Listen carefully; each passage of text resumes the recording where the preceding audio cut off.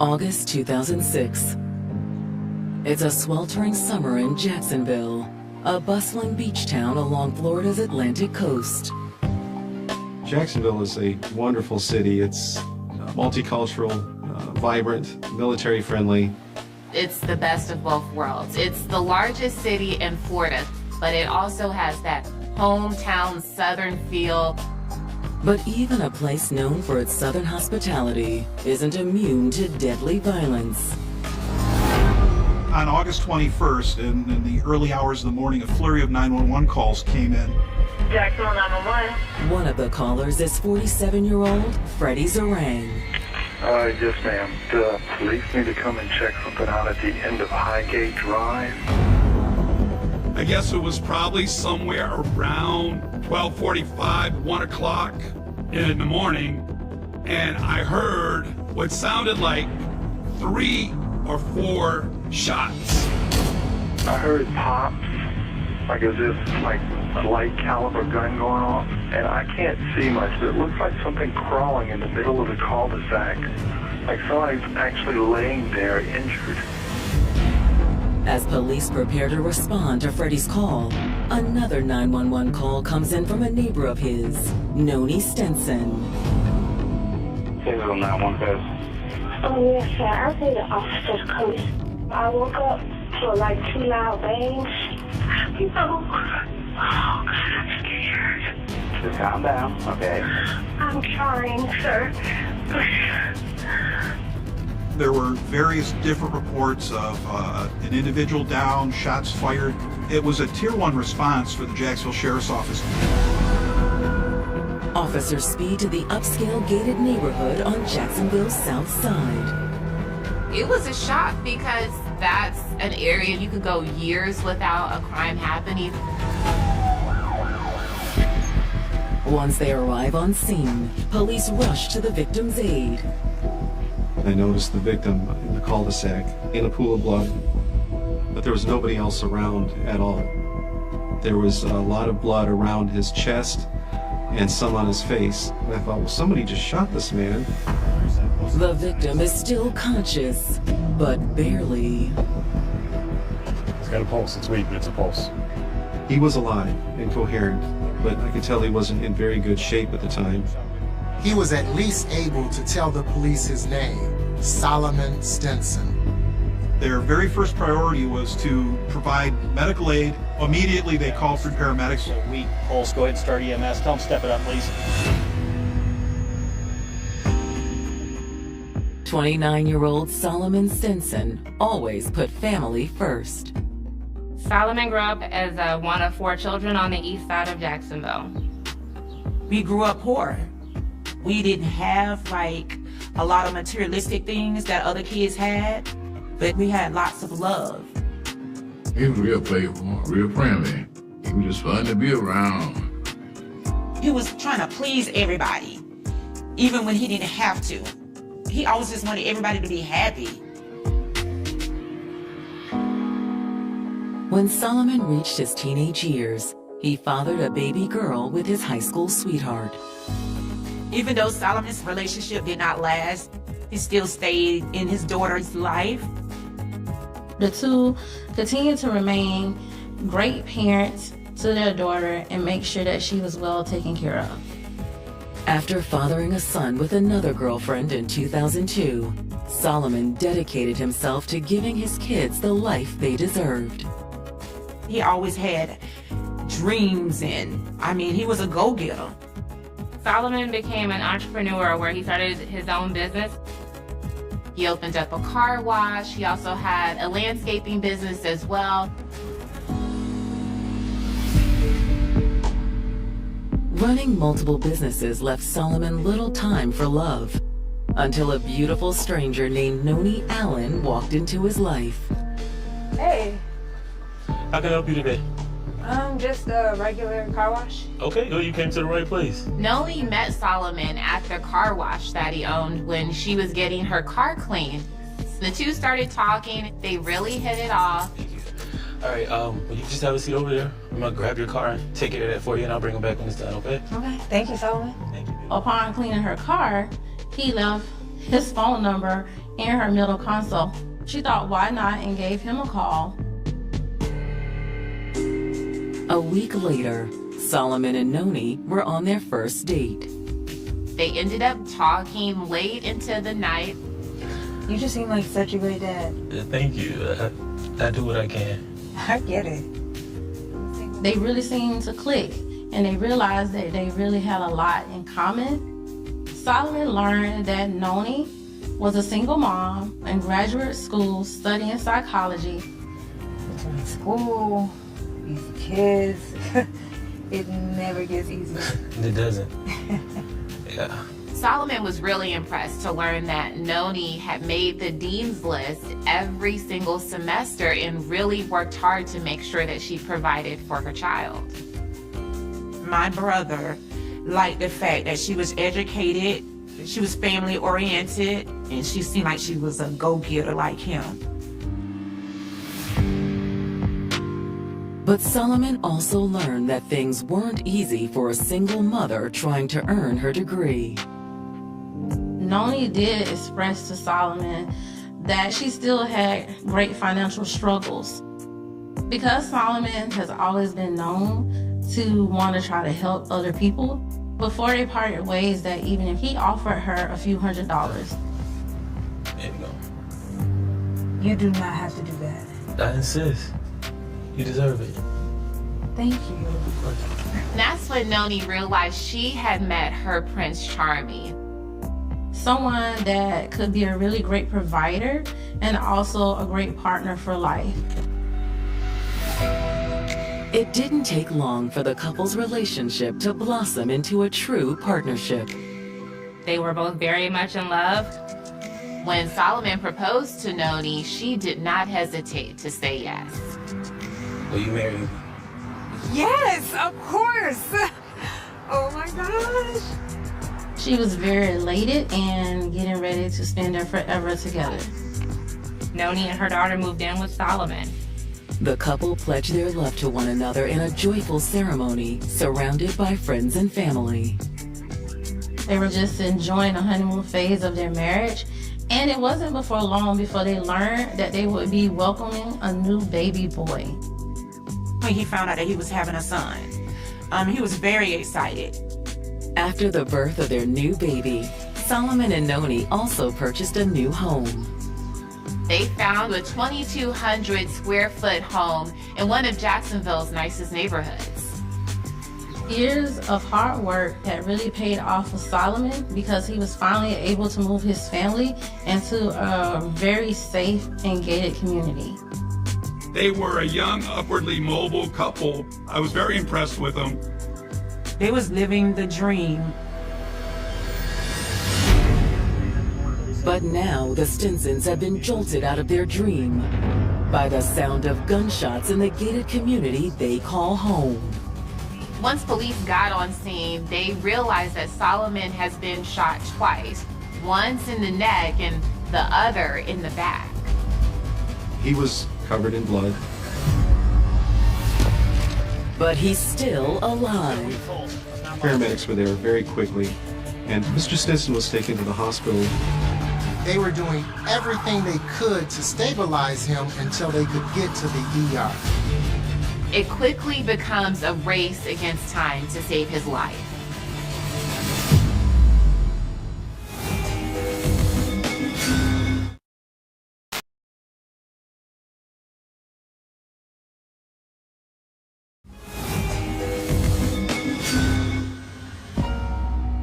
When 29-year-old Solomon Stinson met a gorgeous, hardworking single mom named Noni Allen, he knew he'd found his soulmate. They really seemed to click and to have a lot of dreams and aspirations that were very parallel. They were in love. They wanted to spend the rest of their lives together. By the summer of 2006, Solomon and Noni had gotten married, had a child, and moved into an upscale home in one of Jacksonville's nicest neighborhoods. The people of the neighborhood were all family oriented. It was just a nice community to be in. Solomon was determined to provide a good life for his growing family and willing to put in the hard work. But now, Solomon has been found lying in a pool of blood outside his home. He had been shot 2 times. He was quickly taken into an ambulance and rushed to the nearest hospital. As Solomon's life hangs in the balance, Jacksonville police speak with his traumatized wife, Noni. She was obviously distraught, as any spouse would be. Noni says when she made the call to 911 earlier, she didn't realize the gunshots she heard were directed at her husband. Oh my God, is it gonna be okay? Is it gonna be okay? We'll let you know as soon as we hear an update from the hospital. She couldn't understand who would do anything like this to him. She kept saying he's a good man, a good husband, a good father. Officers needed to calm her down before she was ready to give a statement. While officers console Noni, Jacksonville detectives arrive and begin trying to piece together what happened. Investigators immediately notice a trail of blood leading from Stinson's driveway out into the street. That was a strong indicator that the actual shooting occurred in the driveway closer to the house. Police also located a bullet fragment from a .38 caliber handgun. The fragment was laying near where Solomon's body was found. But they did not discover any shell casings. This indicated that the killer either used a revolver or policed up their shell casings after the shooting. Based on the physical evidence, investigators wonder if Solomon was the victim of a drive-by shooting. The blood spatter tracking went from the house to the street. But why would someone want to target a loving father like Solomon? Solomon's reputation in the community points to one potential explanation. Solomon was known to be successful, financially speaking, so maybe someone came after him for his money. I thought somebody maybe had followed him home that night and robbed him. But as the first responders continue to assess the crime scene, that motive appears less plausible. The initial responding officers noted that he had on expensive jewelry and he had a significant amount of cash on him that was still there. That would pretty much immediately rule out robbery as a motive for this crime. Detectives believe that this looks more like a targeted hit. But who's behind it? Unfortunately, none of Solomon's neighbors have any guesses. One of the 911 callers, Freddie Zerain, was not able to get a good look at the shooter. Tell us what you saw. I didn't see anything. I heard the gunshot, and that's why I called 911. They wanted to know exactly what I had witnessed, and I explained to them that it was mostly audible. I couldn't see because there just wasn't a lot of light there. Initially, there were no obvious suspects. There wasn't a whole lot to go on.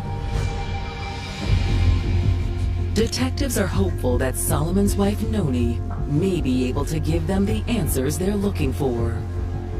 We've just been trying to play catch up to find out exactly what happened every night. Can you tell me what happened? I was asleep, and I heard bam, bam. I got up, my daughter was like, I'm in the hallway, so then she heard a noise. The sound of the shots were so close, it terrified Noni, so she started looking out the windows. At first, Noni says she didn't notice anything suspicious. I came up here and looked at it, anything. But then her daughter told her Daddy was shot. She was like, Daddy was shot, and I heard him say, ow. Your 8-year-old daughter said she heard your husband say, ow. That's when she really started to panic. Noni was surprised by what her daughter said because she didn't think her husband was home. He had left the house about 1 o'clock in the afternoon, and he had not returned by the time she had gone to sleep. At that point, she knew that something wasn't right, and she called 911 for help. No. Oh, God, I'm scared. When detectives asked Noni where Solomon had been that day, she says he probably was hanging out with some friends. What friends were you hanging out with? But I don't know more about his friends. I know he hangs with a guy named, they call him Monster. It isn't much to go on. But as investigators wrap up the interview, Noni is overcome by emotion. She was shaking. She was scared. And she reveals that there's a surprising reason why she kept her distance from Solomon's friends. She offers up a new, shocking piece of information. She informed the officers that her husband had a prior record. Noni reports that her husband is a convicted felon and a drug dealer.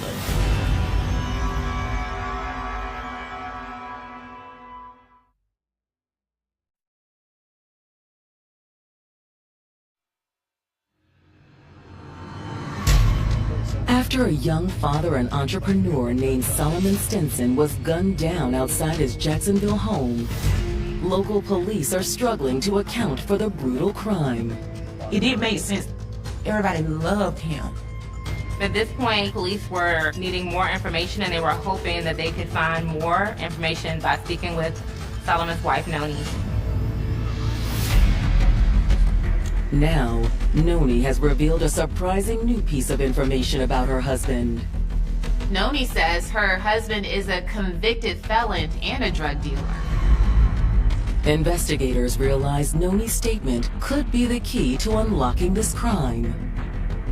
Drug business goes hand in hand with violence and firearms. Maybe this was a drug deal gone bad. Maybe this was a retaliation or a hit. But before investigators can dig deeper, they receive a phone call about Solomon's condition. They heard from the hospital that Solomon Stinson hadn't survived. At that point, it became a homicide investigation. Ma'am, sorry to tell you, but Solomon didn't make it. When police told Noni that Solomon did not survive, she collapsed to the ground. She was completely overwhelmed with emotion. Solomon's family is just as devastated when they receive the tragic news. When I got that phone call, I just was like, dropped to my knees. I wouldn't have thought in a million years the reality of it. It was a tragedy. And I just cried that whole night. It's unbelievable. You know, everyone was hurt, devastated. Investigators know they need to act quickly in order to bring Solomon's killer to justice. Police then gave Noni a moment to, grieve her husband and collect herself before taking her to the station for a more formal interview. There, they implore her to tell them everything she knows about Solomon's illegal activities. She was almost certain that he had been dealing drugs for quite some time. Years, in fact. I mean, just the crowd of people he hangs with, stays out late, the money, a lot of cash. A lot of cash and no accountability for the cash? Yeah. Noni says when she confronted Solomon about her suspicions, it didn't go well. What's his reaction? He was like, it's his business, and just... It becomes your business too, your husband and wife. This was actually such an area of contention in their relationship that it led to them splitting up. That's one of the reasons why we separated. How long y'all separated? A year and a half. But eventually the couple reconciled. They had gotten back together recently because Solomon had informed her that he had straightened up his act.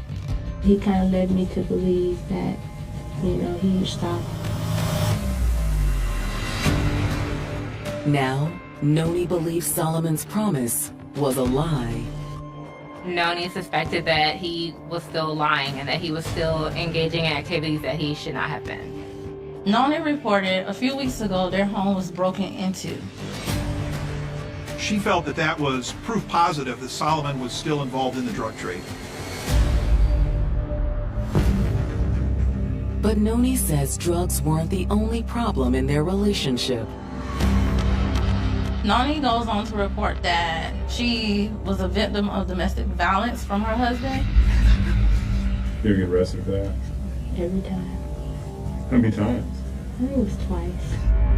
And to make matters worse, Noni also suspected that he was cheating on her.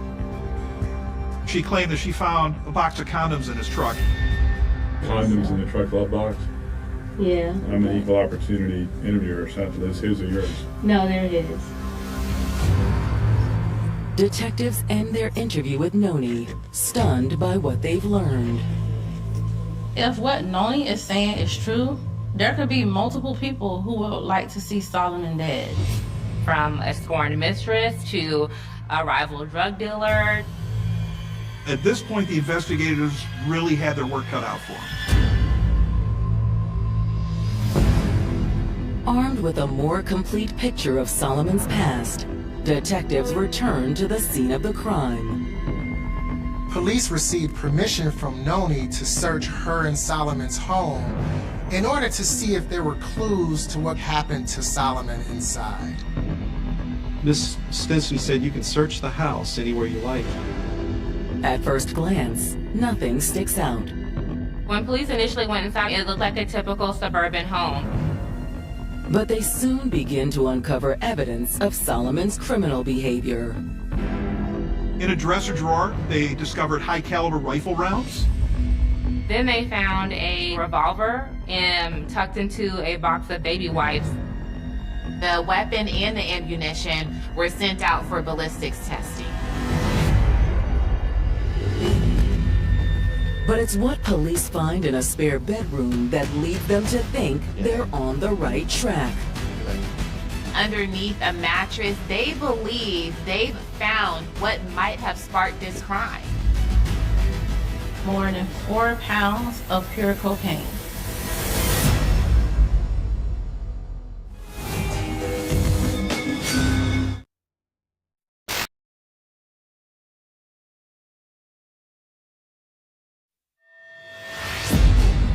Jacksonville police investigating the death of 29-year-old Solomon Stinson have just made an alarming discovery inside his home. 2 kilos of pure cocaine. Detectives know that it's worth thousands of dollars and could definitely be a motive for the murder. This seemed even more probable based upon the fact that their home had just recently been burglarized. Detectives theorize that Solomon may have surprised the would-be robbers, prompting them to shoot him and flee. Detectives thought that maybe the assailants were caught off guard by Solomon being outside. And instead of finishing the job, they killed him before police arrived. Hoping to drum up leads, investigators turn to their network of street informants. They started putting out feelers. Hey, have you heard any information about someone planning a burglary on the south side? And before long, tips start rolling in. Homicide. One potentially credible tip came in that Solomon was murdered because he had ripped off one of his suppliers. They received another tip that stated that he was killed over a drug disconnect with a guy named One-Eyed Tony. Could One-Eyed Tony be the same man Noni mentioned in her interview that she only knew by the name Macho? Police really struggled to identify who this One-Eyed Tony could be. Solomon's phone records failed to provide any help. Unfortunately, that lead was promising at its inception, quickly turned into a dead end. More than 24 hours after Solomon was killed, the investigation comes to a standstill. But that changes when a new witness comes forward. Can I sit there? Investigators speak to Solomon's sister, Amanda. They learn some new surprising information. I did tell the detective, something ain't right. I believe that this has nothing to do with the drug dealing. Amanda's suspicions revolve around someone else. Someone much closer to her brother. I told him to look at Noni Stinson. I believe she's the killer. Could Solomon's doting wife, the same wife who collapsed to the ground at the news of his death, really be the one who pulled the trigger? For me to speak that, it was the hardest thing for me to do but I know I needed to say it because it wasn't adding up. Just all the arrows were pointing at her. Amanda lays out exactly why she suspects Noni. It's just the way she's been behaving. It's not normal. What do you mean by not normal? The way she was acting, it wasn't matching up. It wasn't no emotions, it wasn't no feelings. I knew for a fact something wasn't right. Noni would not let her come over anymore and spend time with her. I knew she was keeping something from me. The more questions I began to ask her, the more she started to pull away. Hey, I came to check on you. I've been calling you. Sorry, just been going through a lot lately. Another concerning note was the fact that Noni was trying to schedule the funeral immediately before Solomon's family members could make it into Jacksonville. We need to plan this funeral. How can somebody pass away on a Monday and you trying to bury him on a Wednesday? We was trying to get family come in from out of town to come to the funeral. They couldn't even make it. That's how quick she was still trying to bury him. Listen, Amanda, we just need to get it over with, okay?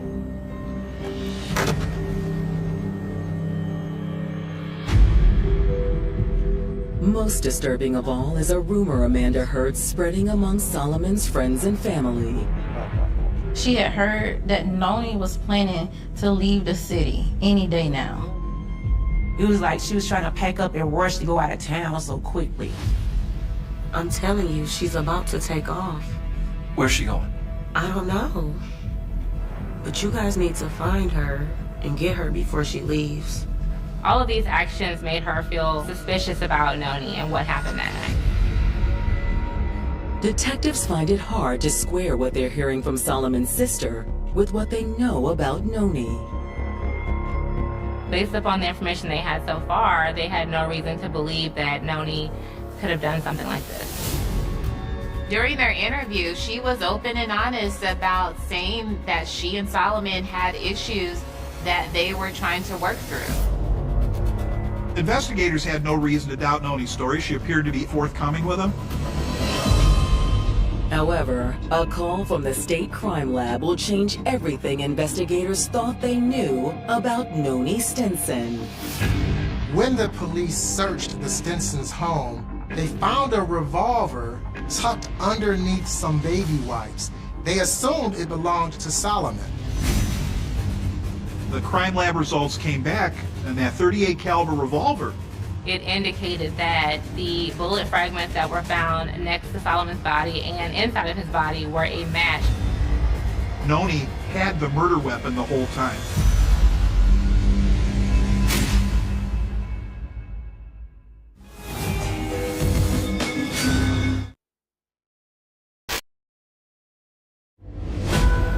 Homicide investigators in North Florida were all but certain that Solomon Stinson was murdered by a rival drug dealer who was out to get him. One of their contacts says that Solomon was killed because he failed to pay his supplier for drugs. But now new evidence suggests that Solomon may have been targeted by someone closer to home. Solomon's sister informed them they should be focusing their attention on his wife Noni as a suspect. The gun that killed Solomon was in the home the entire time. She was the only one that had possession of the murder weapon. That instantly makes Noni the prime suspect. Based on the tip that Noni plans to flee Jacksonville as soon as possible, investigators don't waste any time bringing her in for another round of questioning. And in the interrogation room, detectives start trying to pick Noni's story apart. In her last interview, she said she thought Solomon was cheating on her. Could that be a motive here? He was pissed off when he came in. I didn't know when he came home, I was asleep. Noni just continued to maintain her same story, that she was asleep and awakened at 1:30 by gunshot. When they confront her about the .38 revolver, Noni acts completely surprised by this. Did you fire that gun? No, sir. Have you ever touched that gun? No, sir. Fingerprints aren't going to be on that gun? No, sir. She claims she didn't know the gun even existed. At this point in the interrogation, the detectives directly asked her, "Did you murder your husband with that .38 caliber revolver?" In a fit of anger, mad at him, banging somebody else coming in late at night. Nope. You shoot him with any gun? No, sir. Realizing that she's gone from a witness to a suspect, Noni asks for a lawyer. I don't want to answer any more questions. Okay. Even without Noni's cooperation, detectives believe they are still close to cracking this case. But they still need the hard evidence to prove it. So investigators take Noni's fingerprints. Detectives compare her fingerprints to the prints that were on the murder weapon. It's a match. So after they get that bombshell evidence, they then decide to arrest her for the murder of her husband. This time you're under arrest for fatally shooting Solomon Stinson. Oh, God, Lord Jesus. Detectives charge Noni with 1 count of murder and book her in the Duval County Jail. News of her arrest comes as much-needed relief for Solomon's grieving loved ones. When the police called me and told me, forgive my language, I was like, God, I'm so happy that didn't get away. We still couldn't believe it that it was her. You know, it's hard to believe that she would do something like that. Now with the fingerprint evidence, this appears to be an open and shut case. But Noni isn't done yet. Noni Stinson presented a shocking new defense. She claimed that she did kill her husband, but she did so in self-defense.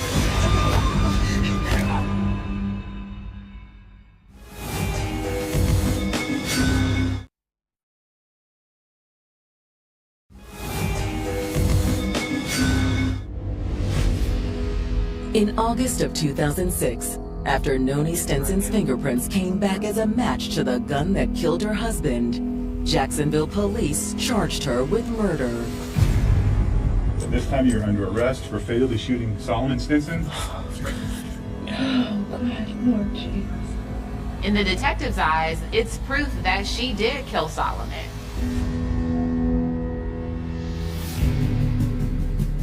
But when Noni's trial begins 1 year after her arrest in August of 2007, her attorneys present a surprising defense.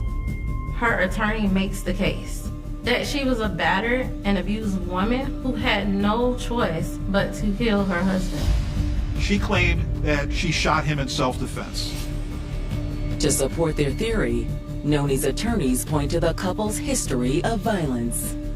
Solomon had been arrested for domestic violence at least twice. And in a bold move, Noni takes the stand to testify in her own defense. Noni tells the jury that there was an argument. The argument began when she found the cocaine in the house. What is this doing in our house, Solomon? Where'd you get that? What is this doing in our house, Solomon? Crazy? Didn't I tell you stop going in my stuff? What are you doing? They started fighting and things escalated. Cocaine, really? She says Solomon pulled a gun on her. Hey, in the house. Solomon, what is I'm this? gonna teach you a lesson. Solomon, wait. Didn't I tell you not to talk to me like that? Okay, Solomon. Didn't I tell you? Okay. But instead of shooting her, he started punching her multiple times in the stomach. In the midst of the struggle, Noni says she managed to pry the gun out of Solomon's hand. She says she was able to grab the gun and then was able to fire 3 shots. 2 of those gunshots struck Solomon, and he then stumbled outside, where he was later found by police.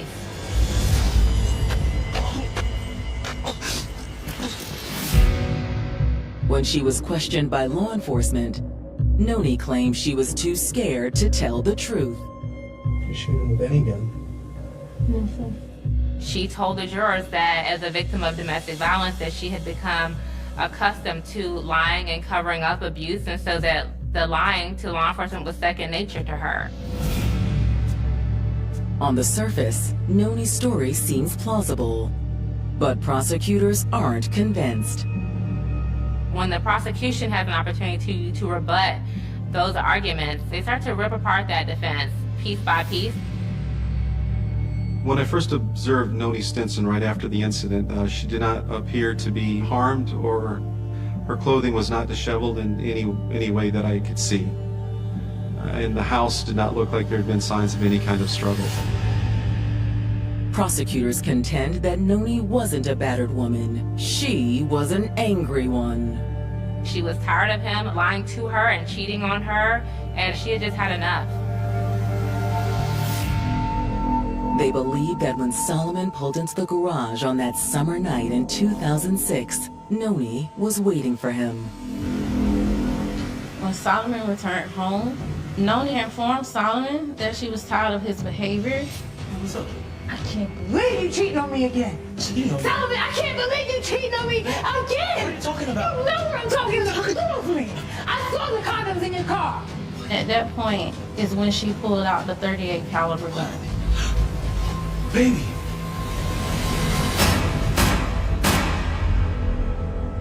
The prosecution points out that one of Noni's bullets struck Solomon in the back, suggesting that he was running away from her and not trying to attack her when she opened fire. When both sides rest, the jury deliberates for several hours before returning with a verdict. They found Noni Stinson guilty of murdering her husband. The judge sentenced her to 35 years in prison for second-degree murder. I felt a sense of relief. She was going to be away for a long time. But for Solomon's family, it's too little, too late. I felt as if 35 wasn't good enough. You know, we wanted life. Because all of the lies that was told on the stand, you know, trying to get out of something that you did. I still say it should have been more time than what she got. 6 years later, it looks like Noni might be getting out sooner, much sooner. The appellate court reversed her conviction, finding that the jury had been given faulty jury instructions. We was like, are you kidding me? She finna get out? Everybody was just so upset. In August of 2013, Noni's second trial gets underway. She presented the same defense and the same arguments as in the first trial. Noni Stinson doesn't get the results she was looking for, though. Noni is convicted of killing her husband, but this time she was found guilty of the lesser charge of manslaughter. He sentences her to 30 years in prison, just 5 years less than what she was sentenced to on the original charge. When we heard them 30 years, it was like a relief because we thought she was getting out.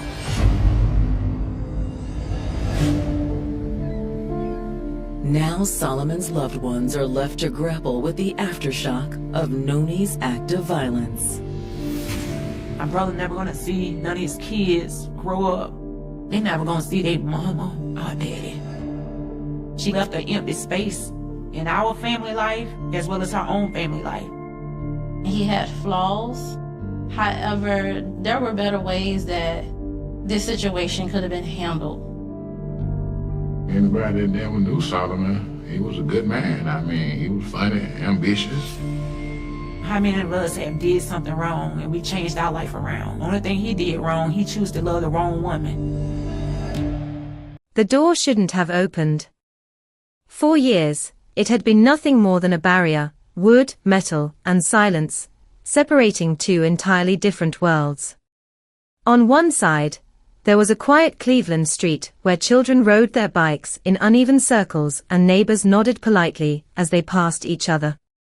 On the other side, there was a place where time had stopped breathing, where hope flickered like a dying bulb, where voices were swallowed before they could become screams.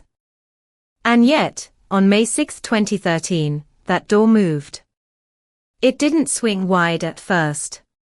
It resisted. It groaned as if it had forgotten how to exist as anything other than a prison wall. The woman pushing against it wasn't strong, not in the conventional sense. Her body had been worn down by years of confinement, her muscles unfamiliar with freedom. But there was something else behind that push, something heavier than fear and sharper than pain. It was desperation sharpened into action. When the door finally cracked open, even just a few inches, the outside world rushed in like a forgotten memory. Fresh air, sunlight, sound, the distant hum of a passing car, the echo of voices that didn't belong to him. She hesitated for a fraction of a second, as if her body couldn't quite process what was happening. For over a decade, the outside world had been reduced to fragments, fleeting glimpses through windows she wasn't supposed to look through, muffled noises from beyond walls she could never cross. Freedom had become an abstract idea, something almost too dangerous to believe in. But then she pushed again. This time, the door gave way completely. She stumbled out onto the porch, blinking against the brightness. The light felt wrong, too intense, like stepping into a dream after years of darkness. Her breath came in sharp, uneven bursts as she looked around, her eyes scanning everything at once, the houses, the street, the sky. It was all still there. The world hadn't stopped. It had just moved on without her. And then she screamed. Not a scream of panic, not the kind that comes from immediate danger. This was something deeper, something raw and buried. It was the sound of years collapsing into a single moment. The sound of someone who had been silent for far too long. Help me. Her voice cracked, but it carried. Across the street, a man paused. He had been going about his day, mind occupied with ordinary thoughts, food, errands, the quiet rhythm of routine. But that sound cut through everything. It wasn't just loud. It was wrong. Urgent in a way that made it impossible to ignore. He turned toward the house. At first, nothing about it seemed unusual. Just another home in a line of homes. The kind of place you'd walk past without a second glance. But then he saw her. A woman standing on the porch, barefoot, disoriented, clutching onto the edge of the door like it might disappear if she let go. Her hair was unkempt, her clothes hanging loosely on her frame. There was something in her eyes, something that didn't match the normal world around her. Fear. Not the fleeting kind. The kind that lingers, that reshapes a person from the inside out. He approached cautiously, not yet understanding what he was stepping into. "I've been kidnapped," she said. The words didn't land all at once. They hovered in the air, heavy and unreal. Kidnapped. It didn't fit. Not here. Not in the middle of a quiet neighborhood on an ordinary day. "I've been missing for 10 years. Now the world tilted. 10 years. The number didn't make sense. It was too big, too impossible. People didn't just vanish for 10 years and then reappear on a front porch. That was something out of headlines, documentaries, stories that felt distant and disconnected from everyday life. But she wasn't a story. She was standing right there. Her hands trembled as she gestured toward the house behind her, the place she had just escaped. The place that had held her for more than a decade. "There are more girls inside," she said. Something shifted in that moment. The situation snapped into focus, the weight of it crashing down all at once. This wasn't just about one person escaping. This was something bigger, something darker, something that had been hidden in plain sight for years. The man moved quickly now, his earlier hesitation gone. He reached for his phone, dialing emergency services as his eyes remained fixed on the house. The same house he had likely passed countless times without a second thought. The same house that had concealed unimaginable horror behind its walls. As he spoke to the operator, the woman stayed close, her body still tense, her gaze flickering between the street and the door. Every second felt fragile, as if the moment could shatter and pull her back inside. But it didn't. Sirens began to rise in the distance, faint at first, then growing louder. The sound cut through the neighborhood, drawing attention, pulling people out of their homes. Curtains shifted. Doors opened. Curious eyes turned toward the unfolding scene. No one knew yet. Not really. They saw the police cars, the urgency, the cluster of movement forming around that one house. But they didn't understand what had been happening there for years. They couldn't see the locked doors, the chains, the rooms where time had been stretched and twisted into something unrecognizable. Inside that house, 2 more women were waiting. They didn't know yet that the world was about to change. They didn't know that the door had opened, that the outside had finally broken through.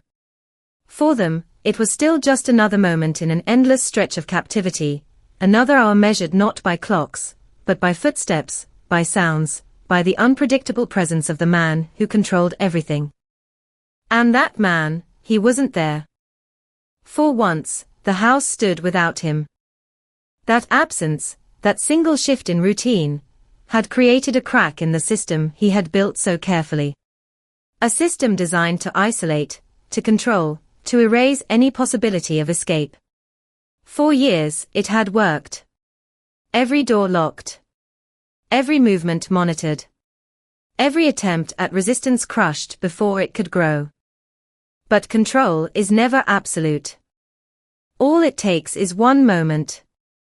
One mistake. One door left unsecured. As the police arrived, their presence filled the space with a different kind of tension. This was no longer a quiet neighborhood moment. This was something else entirely, something urgent, something unfolding in real time. Officers approached the house cautiously, their training kicking in, their instincts alert. They didn't yet know what they would find inside, but the fragments they had were enough to prepare them for the worst. A woman missing for 10 years. Claims of others still inside. A house that had kept its secrets for far too long. The front door, still open, offered no resistance now. Inside, the air felt different. Heavy. Stagnant. As if it had been sealed away from the rest of the world. The officers moved carefully, their eyes scanning every detail, every corner. What they found would confirm everything, and reveal far more than they had expected. But outside, on that porch, the woman who had opened the door stood surrounded by a world that was slowly coming back into focus. Her name was Amanda Berry. And for the first time in 10 years, she was no longer invisible. Her story, however, was only just beginning to be understood. Because behind that single moment of escape lay years of silence, years of suffering, years of survival that the world had never seen. A house that had looked ordinary. A man who had seemed unremarkable. And a darkness that had lived undetected, hidden behind walls that no one thought to question. Until the day the door opened. On the surface, nothing about the neighborhood suggested that anything was wrong. The street in Cleveland stretched in a quiet, unremarkable line, framed by modest houses with peeling paint, chain-link fences, and small front yards where patches of grass fought stubbornly against the wear of time. It was the kind of place where routines settled in like dust, predictable, familiar, almost invisible in their repetition. Cars came and went at the same hours. Porch lights flickered on at dusk. Neighbors exchanged brief greetings, without ever truly seeing one another.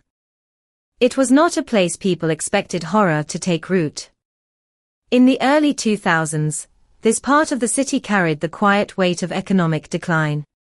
Jobs had thinned out, leaving behind a patchwork of working-class families, aging homes, and a sense of endurance that hung in the air. People here weren't looking for trouble. They were focused on getting by, on making it through another week, another month. Attention stayed close to home, to immediate concerns.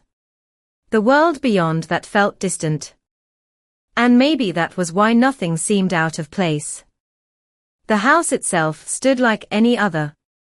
2 stories, worn but standing. Its exterior blended into the row so completely that it became forgettable at a glance. There was no obvious sign, no visual cue that something inside was deeply, disturbingly wrong. No one walking past would have paused. No one driving by would have slowed down. Even the man who lived there didn't draw attention. Ariel Castro was, by most outward appearances, just another resident. In his early 40s during the time the crimes began, he moved through the neighborhood with a kind of casual normalcy that made him easy to overlook. He had children of his own. He had relationships that came and went. He held a job as a school bus driver, a position that placed him around children, around families, around trust. People knew of him, but they didn't know him. There's a difference, and it's an important one. To some, he was just the guy who drove the bus. To others, he was the neighbor who played music too loud at times, who argued with people he knew, who seemed unpredictable in small, uncomfortable ways that didn't quite add up to anything actionable.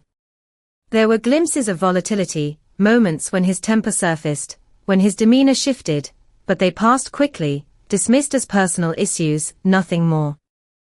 No one connected those fragments into a larger picture. Inside the house, however, a different reality was forming. The layout of the home became part of something darker over time. Rooms were not just spaces, they were tools. Doors were not just barriers, they were control points. The interior transformed gradually, subtly, shaped by intention. Locks were added. Windows were covered. Access was restricted in ways that wouldn't necessarily be obvious from the outside. It didn't happen overnight. That's what makes it harder to see.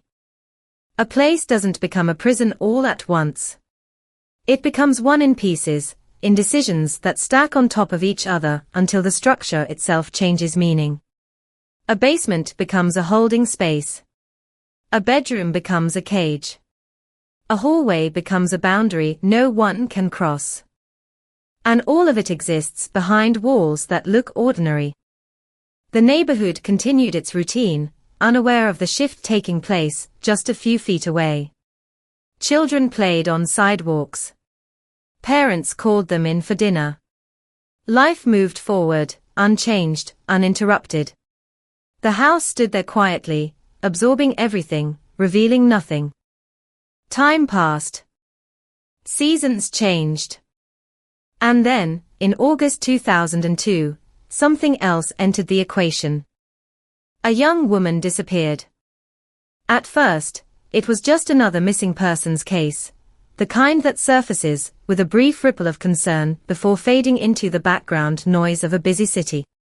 Michelle Knight was 21 years old, navigating a life that had already been complicated by hardship. On the day she vanished, she had been on her way to a court hearing related to custody of her child. It was an ordinary errand, a step in a process she was trying to manage. She never made it there. The details of her disappearance were unclear. There were no dramatic scenes, no witnesses stepping forward with definitive answers. Just a sudden absence. A life interrupted mid-motion. For those who knew her, the confusion settled in quickly, followed by worry, then fear. But beyond that circle, the world kept moving. Missing persons cases often exist in a strange space, urgent for some, invisible to others. Without immediate evidence of foul play, without a clear narrative to follow, they can slip through the cracks of public attention. Days turn into weeks. Weeks turn into months. And gradually, the absence becomes a quiet question that lingers without resolution. In this case, that question would remain unanswered for years. And it wouldn't be the last. By April 2003, another name would be added. Another disappearance. Another life pulled into the same unseen space. Then another, in 2004. 3 separate moments. 3 different paths. All converging on the same place. But at the time, no one knew that. The city didn't connect the dots. The cases existed side by side, but not together. Each one carried its own details, its own timeline, its own uncertainty. There was no visible thread tying them to a single source, no obvious pattern that pointed toward a single house on a quiet street. And so, the neighborhood remained unchanged. People walked past that house every day. They heard music sometimes, loud enough to spill into the street. They saw movement in the windows. They noticed small things, nothing concrete, nothing that demanded action. Just impressions, fragments that never quite formed into suspicions strong enough to act on. Normalcy is a powerful disguise. It smooths over inconsistencies. It fills in gaps with assumptions. It allows people to accept what they see without questioning what they don't. Inside the house, that illusion held. The walls absorbed sound. The locked doors concealed movement. The routines of the outside world provided a cover that was almost perfect in its simplicity. As long as everything appeared ordinary, as long as nothing disrupted the surface, the truth remained buried. And beneath that surface, time stretched in ways that no one outside could understand. Days were no longer measured by sunlight or schedules. They were measured by footsteps, by the turning of locks, by the unpredictable presence of the man who controlled every aspect of the environment. The outside world became distant, abstract, reduced to memory. Meanwhile, on the street, life continued. Neighbors came and went. Some moved away, replaced by new faces who inherited the same assumptions, the same lack of awareness. The house remained, unchanged in appearance, constant in its presence. It blended into the background so completely that it became part of the scenery, not something to question. That was the setting. Not just a location, but a condition. A convergence of factors that allowed something unthinkable to exist without detection.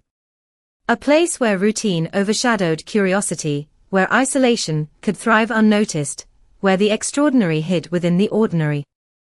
It's easy, in hindsight, to ask how no one saw it. But the truth is, nothing about the outside demanded attention. And sometimes, that's all it takes. A quiet street. A familiar face. A house that looks like every other house. And behind one of those doors, a reality so far removed from the surface that it might as well have been invisible. Until the moment it wasn't anymore, before the house became a prison, before doors were locked and names were whispered instead of spoken, there were 3 separate lives moving through the world, each with its own rhythm, its own quiet struggles, its own fragile sense of hope. They did not know each other. Their paths had never crossed. If you had asked anyone at the time, there would have been no reason to connect them. They were just 3 young women in a city that rarely paused long enough to notice individual stories. Michelle Knight was the first. Her life had never followed an easy script. By the time she reached her early 20s, she had already learned how quickly stability could slip away. There was a restlessness to her days, a sense that she was always trying to catch up to something just out of reach. She wasn't naive about the world. She understood hardship in a way that made her cautious, but not closed off. There was still a part of her that believed things could get better, that small steps could lead somewhere brighter. On the morning she disappeared in August 2002, the sky hung low over Cleveland, thick with the kind of humidity that clung to the skin. It wasn't a dramatic day. No storm. No warning. Just another stretch of hours waiting to be filled. She was on her way to a court hearing, a detail that carried more weight than it might seem. It was about her child, about a chance, however uncertain, to regain some control over a life that had felt increasingly unstable. There was anxiety in that journey, but also determination. It mattered to her. It was one of those moments where everything feels like it could pivot, even if only slightly. She never made it. When Michelle disappeared, the absence didn't create immediate shockwaves beyond the people who knew her. There were no headlines that dominated the news cycle, no urgent alerts that spread across the city. Her story existed in a quieter space, one that too often surrounds people who fall through the cracks. To some, she was just another missing person. To others, she was someone who would surely turn up eventually. But she didn't.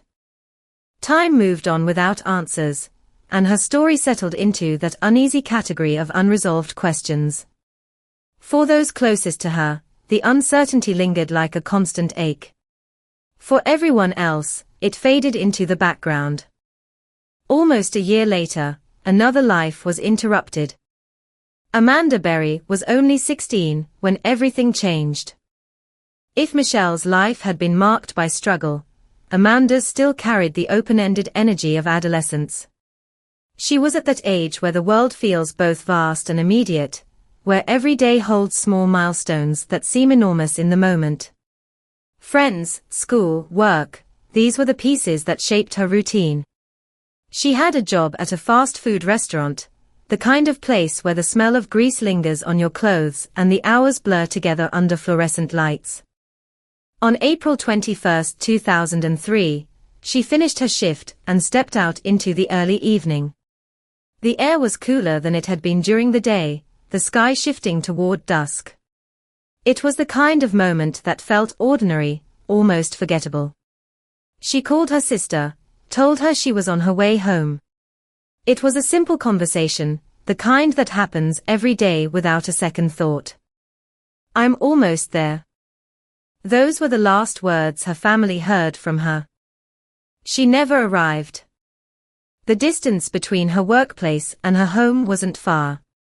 It was a route she knew, a path she had likely taken countless times before. There was no reason for it to feel dangerous. No reason to suspect that something could happen in that short span of time. But somewhere along that route, the ordinary fractured. When Amanda didn't come home, the response was immediate. Her family knew something was wrong. This wasn't like Michelle's case, where uncertainty had blurred the edges from the beginning. This was sudden, stark, impossible to ignore. A teenager doesn't just vanish on the way home from work without explanation. Search efforts began quickly. Flyers appeared. Her face spread through the community, through local media. People looked, asked questions, tried to piece together what might have happened. There was urgency, a sense that time mattered, that answers might still be within reach if only they could be found fast enough. But days passed, then weeks, then months. And still, nothing. The city absorbed another disappearance. Then, almost exactly a year later, it happened again. Gina De Jesus was 14 years old when she vanished on April 2, 2004. She was younger than the others, still firmly in the world of school schedules and after-class routines.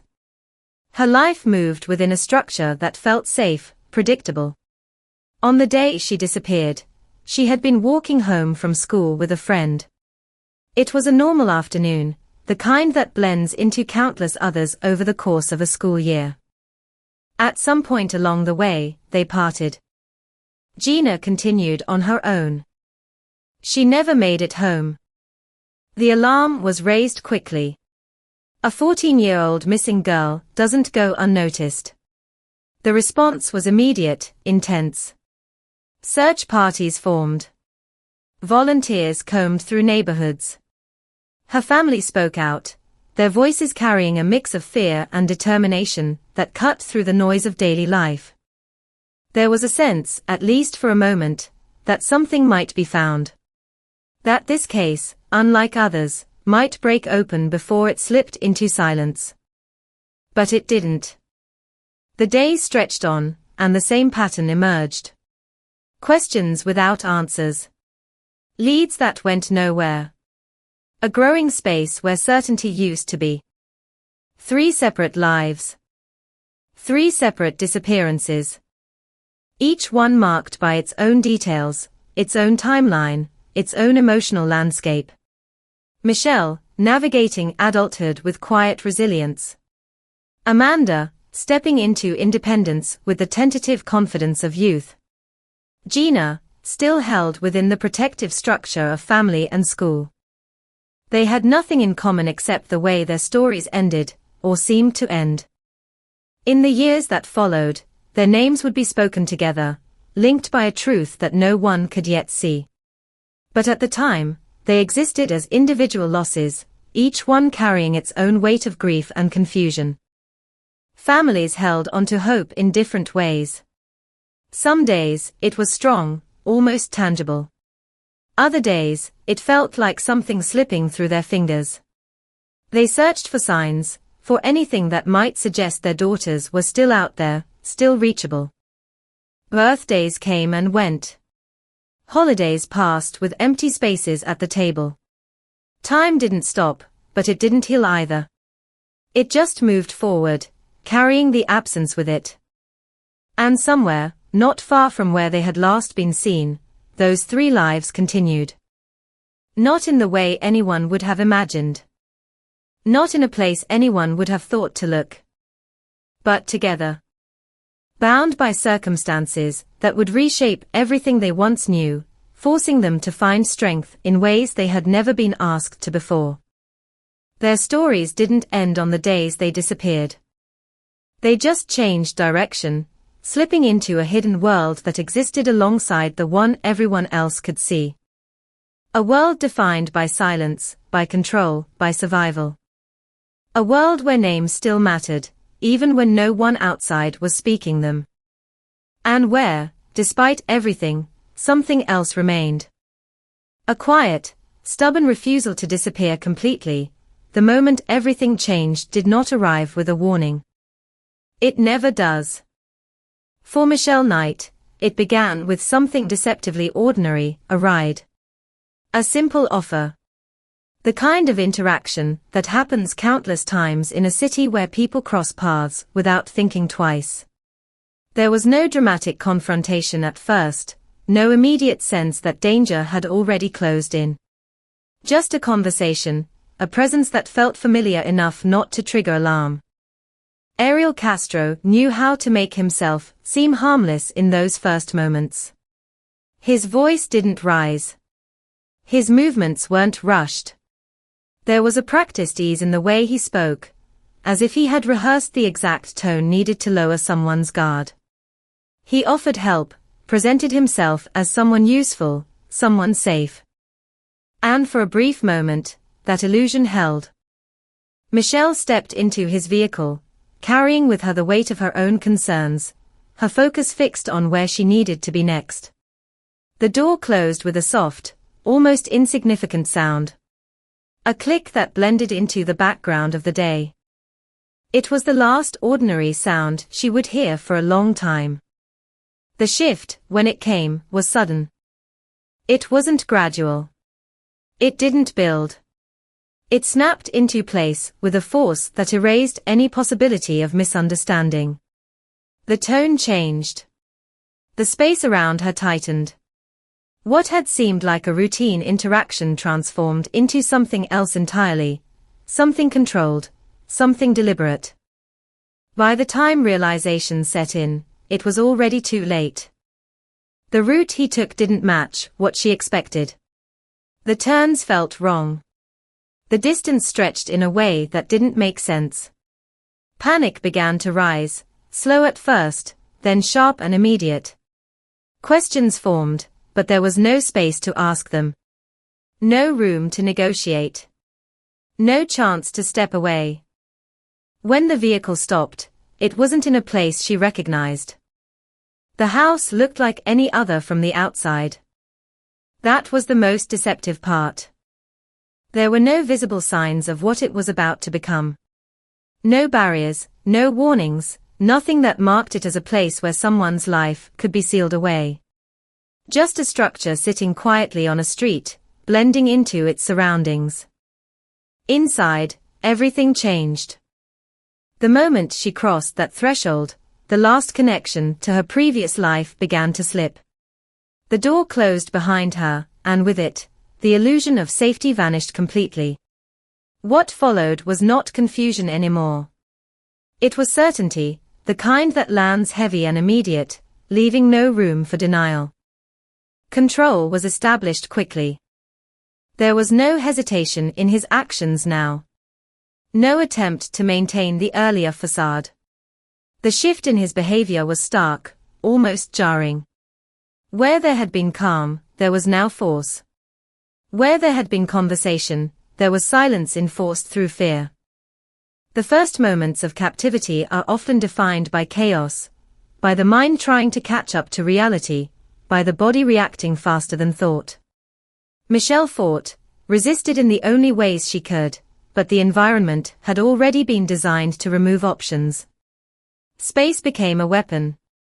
Isolation became a tool. The basement was not just a room. It was a boundary. Once she was forced into it, the separation became complete. The outside world, already distant, now felt unreachable. The air was different there, heavier, still. Light was limited, filtered in ways that distorted time.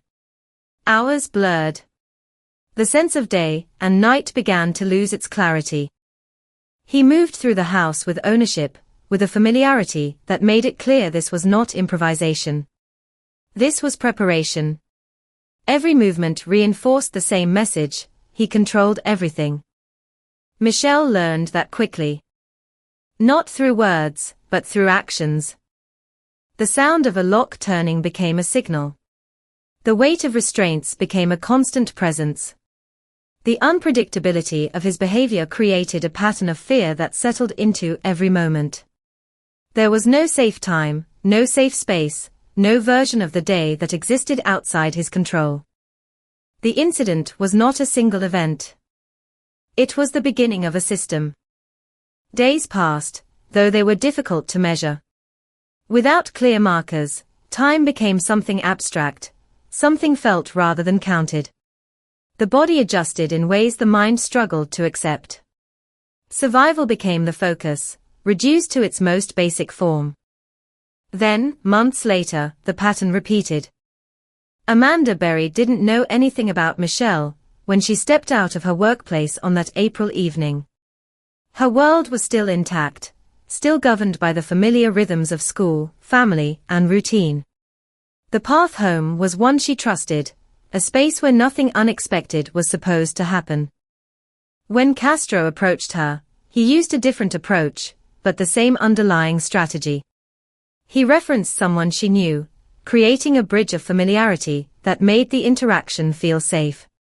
It was subtle, calculated. Just enough to lower her guard. The offer came naturally. A ride. A chance to get home faster. There was no visible threat, no immediate reason to refuse. The decision was made in seconds, based on information that seemed reliable at the time. She got into the car. The door closed. And once again, the world shifted. The realization came quicker this time, sharper, more immediate. Something was wrong. The route didn't align with her expectations.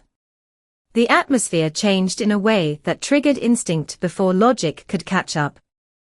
But instinct alone wasn't enough. By the time fear fully surfaced, the situation had already moved beyond control. The same house. The same door. The same transition from outside to inside, from freedom to confinement. For Amanda, the incident unfolded with the same precision, the same calculated escalation. The moment of entry marked the end of one life and the beginning of another, one defined not by choice, but by endurance. Inside, she was no longer alone. Though separation remained a key part of control, the presence of another person, another captive, introduced a new dynamic. It wasn't immediate connection. Not at first. Fear dominated those early moments, creating distance even in proximity. But over time, awareness grew. There was someone else there. Someone who had already been through what she was just beginning to understand. The house, once a place of singular confinement, became something else. A shared prison. A year later, it happened again. Gina de Jesus was younger, her world even more structured, more defined by routine. School, family, familiar paths. The afternoon she disappeared followed that pattern until the moment it didn't. Castro approached her with a connection, a name that created trust. It was a small detail, but enough to open the door to interaction. He didn't need much. Just a moment of belief. She followed. The transition was the same. The car. The wrong turns. The realization. The house. By the time she crossed that threshold, the system was already in place, already functioning with a consistency that made it almost impossible to disrupt. 3 separate incidents, each one executed with the same underlying method, each one reinforcing the structure he had built. Inside, the dynamics shifted again. 3 lives now existed within that confined space, each one carrying its own fear, its own memories, its own struggle to understand what had happened. They were separated, controlled, but not entirely isolated from one another. And in that limited connection, something began to form. Not immediately. Not easily. But gradually. The incident, as it unfolded across those years, was not just about the moments of capture. It was about what followed. The establishment of a reality that existed outside the normal flow of time, outside the awareness of the world beyond those walls. A reality defined by control, by silence, by survival. 3 separate beginnings. 1 shared nightmare. And a house that held all of it, quietly, without ever revealing what was happening inside. The first time investigators stepped into the house, it did not reveal everything at once. From the outside, it still carried that same quiet disguise, the same worn exterior that had allowed it to exist unnoticed for so long. Even with police tape beginning to stretch across the front yard, even with patrol cars lining the street, the structure itself remained unchanged. It stood there as if nothing had happened, as if it had not spent years holding something unspeakable inside its walls. But the moment they crossed the threshold, the illusion began to fracture. The air inside felt wrong. Not in a way that could be immediately explained, but in a way that settled into the senses. It was heavier, stagnant, carrying a faint mixture of odors that didn't belong together. The kind of air that hadn't moved freely in a long time. Officers trained to read environments picked up on it instantly, their instincts sharpening as they moved further in. There were signs, subtle at first. Doors that didn't open the way they should. Windows that had been altered, covered, blocked in ways that suggested more than just a desire for privacy. Furniture arranged not for comfort, but for restriction. The house had been reshaped from the inside, turned into something functional in a way that no ordinary home should be. Every step forward added another layer of understanding. The living room, at a glance, appeared ordinary enough. A couch. A television. Scattered objects that might have belonged to any household. But even there, details began to stand out. Items out of place. Attention in the arrangement that felt deliberate. As if the room had been staged to look normal, but only from a distance. Further in, the reality sharpened. Hallways narrowed not just physically, but psychologically. The deeper they moved into the house, the more the space seemed to close in, guiding movement, limiting visibility. Doors appeared where they weren't expected. Locks, multiple locks, reinforced the sense that this was not a place designed for freedom of movement. And then came the first real confirmation. A room that should have been just another bedroom revealed something else entirely. Chains. Not hidden. Not completely concealed. But not obvious either unless you were looking closely. Attached to fixtures that had been reinforced, altered to hold weight, to withstand resistance. They weren't there by accident. They were placed with purpose. The discovery shifted everything. Up to that point, the officers had been operating on information given to them, urgent, alarming, but still second-hand.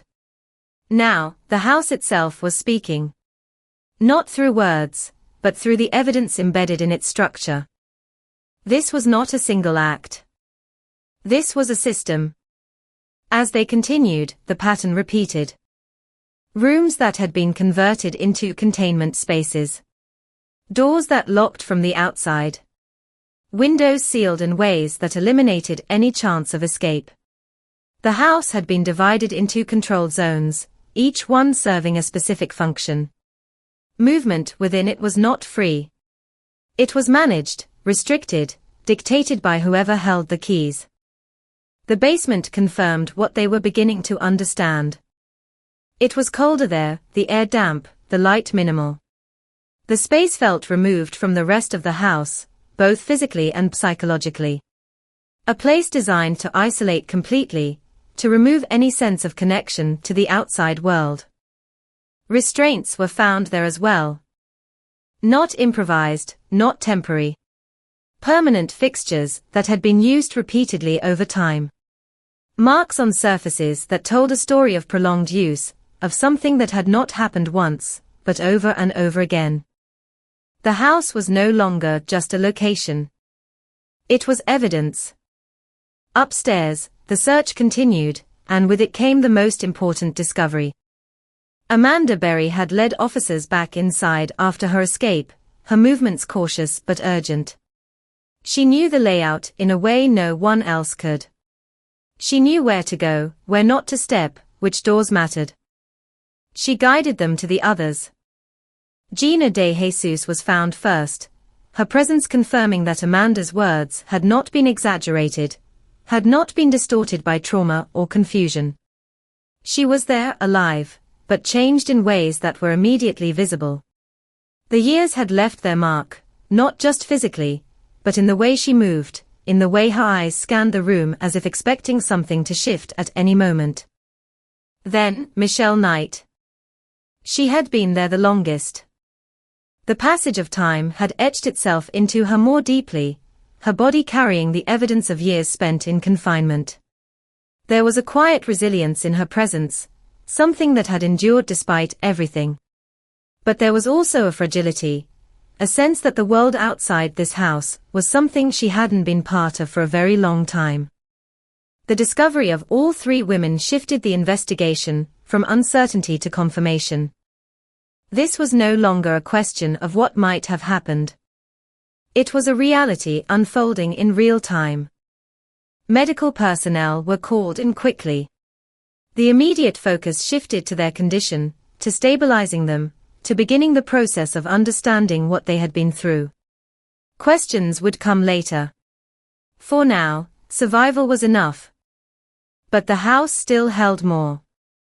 As officers continued their search, they began to piece together the duration of what had occurred. This was not a short-term captivity. This was years, more than a decade in some cases. The evidence was everywhere, embedded in layers that had built up over time. Clothing that spanned different seasons and years. Objects that suggested prolonged habitation. Improvised solutions to problems that had arisen within confinement. The house had adapted alongside its occupants, evolving into something that could sustain long-term control. And then, another presence. A child. The discovery added another dimension to the case, one that deepened its complexity. Amanda Berry had given birth during her captivity, and the child had lived entirely within those walls. For years, that child's entire understanding of the world had been limited to the rooms of that house, to the routines imposed by the same man who controlled everything else. It was a reality that was difficult to process, even for seasoned investigators. The scale of the situation expanded with every new detail. What had initially been a rescue operation became something larger, a reconstruction of years of hidden events, a timeline that needed to be understood piece by piece. The house was no longer just a crime scene. It was a record, a physical archive of everything that had happened within it. Outside, the neighborhood had begun to change. The presence of law enforcement, the growing number of vehicles, the visible activity around the house, it all drew attention. Neighbors gathered at a distance, watching, trying to understand what was unfolding. The same house they had passed every day was now the center of something they couldn't yet fully grasp. Questions spread quickly. How long had this been happening? How had no one noticed? What had been happening just feet away from their own lives? There were no immediate answers. Inside, the search continued methodically, each room documented, each piece of evidence carefully noted. The process was slow, deliberate. It had to be. The significance of what they were uncovering demanded precision. Every detail mattered. Every mark, every object, every alteration to the structure of the house contributed to a larger understanding. This was not just about proving what had happened. It was about reconstructing it, about giving form to something that had been hidden for years. The house, once silent, was now telling its story. Not all at once. But enough. Enough to confirm that what had happened inside was not an isolated act, not a moment of violence, but a sustained, controlled existence imposed on others without their consent. As the day moved forward, the scene became more contained, more structured. Investigators, forensic teams, medical personnel, all working within their roles, all contributing to the same goal, to understand, to document, to ensure that what had been hidden would not remain so. And at the center of it all, 3 women, who had survived something that most people could not imagine. Their discovery was not the end of the story. It was the beginning of everything that would come next. Because now, the focus would shift. From what had been hidden, to who had been responsible, and how it had been allowed to happen for so long. Before the house gave up its secrets, before the door opened and the truth spilled into the street, there had been years of searching that led nowhere. The investigations into the disappearances of Michelle Knight, Amanda Berry, and Gina De Jesus did not begin as one case. They began as separate threads, each one fragile, each one vulnerable to being lost in the vast noise of a city where missing persons reports came and went with unsettling regularity. In 2002, when Michelle vanished, the response was limited and uneven. Her life circumstances complicated the narrative in ways that shouldn't have mattered, but often do. There were assumptions, quiet, unspoken ones, that influenced how seriously her disappearance was treated. Investigators worked with what they had, but there was little to build on. No clear witnesses. No confirmed timeline after she was last seen. Just a gap, sudden and unexplained. Search efforts were conducted, reports filed, questions asked. But without a strong lead, the case began to drift. It didn't disappear completely, but it lost urgency. It became one of many unresolved files, waiting for something, anything, to bring it back into focus. Then came 2003. Amanda's disappearance was different from the start. 16 years old, last seen leaving work, expected home within minutes, her absence carried a sharper edge. It was harder to explain away, harder to dismiss. The response was immediate, more visible. Flyers appeared quickly, her face printed in bold contrast, her name repeated across local media. Her family refused to let her fade into silence. They spoke publicly, organized searches, held on to hope with a determination that kept her case alive in ways that many others were not. The community responded. People looked. People remembered. But even with that attention, the investigation struggled. Leads came in, but they were inconsistent. Sightings that couldn't be confirmed. Tips that led to dead ends. The timeline stretched, becoming less precise with each passing day. The urgency remained, but direction was harder to maintain. Then, in 2004, Gina disappeared. 14 years old. Walking home from school. The kind of case that triggers immediate alarm, that mobilizes resources quickly. Her family pushed for answers, just as Amanda's had. The community once again responded, searches expanding, attention sharpening. For a brief moment, there was hope that this case might break open in time. That something, some detail, some witness, might emerge quickly enough to change the outcome. But it didn't. The investigation faced the same obstacles. No clear suspect. No definitive evidence. Just fragments that refused to form a complete picture. At times, there were attempts to connect the cases. The similarities were there: young women, disappearances within the same city, relatively close in time. But the lack of concrete links made it difficult to build a unified theory. Each case retained its own identity, its own investigative path. And those paths led in different directions. Suspects emerged, as they often do in cases like these. People of interest were questioned, some more thoroughly than others. Tips from the public introduced new names, new possibilities. But each one eventually collapsed under scrutiny, unable to hold up against the evidence, or lack of it. There were moments when investigators believed they were close. A reported sighting that seemed credible. A tip that aligned with known details. A lead that pointed toward a specific individual or location. Each time, resources shifted, attention focused, hope rose. And each time, it fell. Dead ends became a pattern. The frustration built slowly, not always visible, but present beneath the surface. Cases like these don't just stall, they linger. They remain open, unresolved, creating a kind of background tension that never fully disappears. For the families, that tension was constant.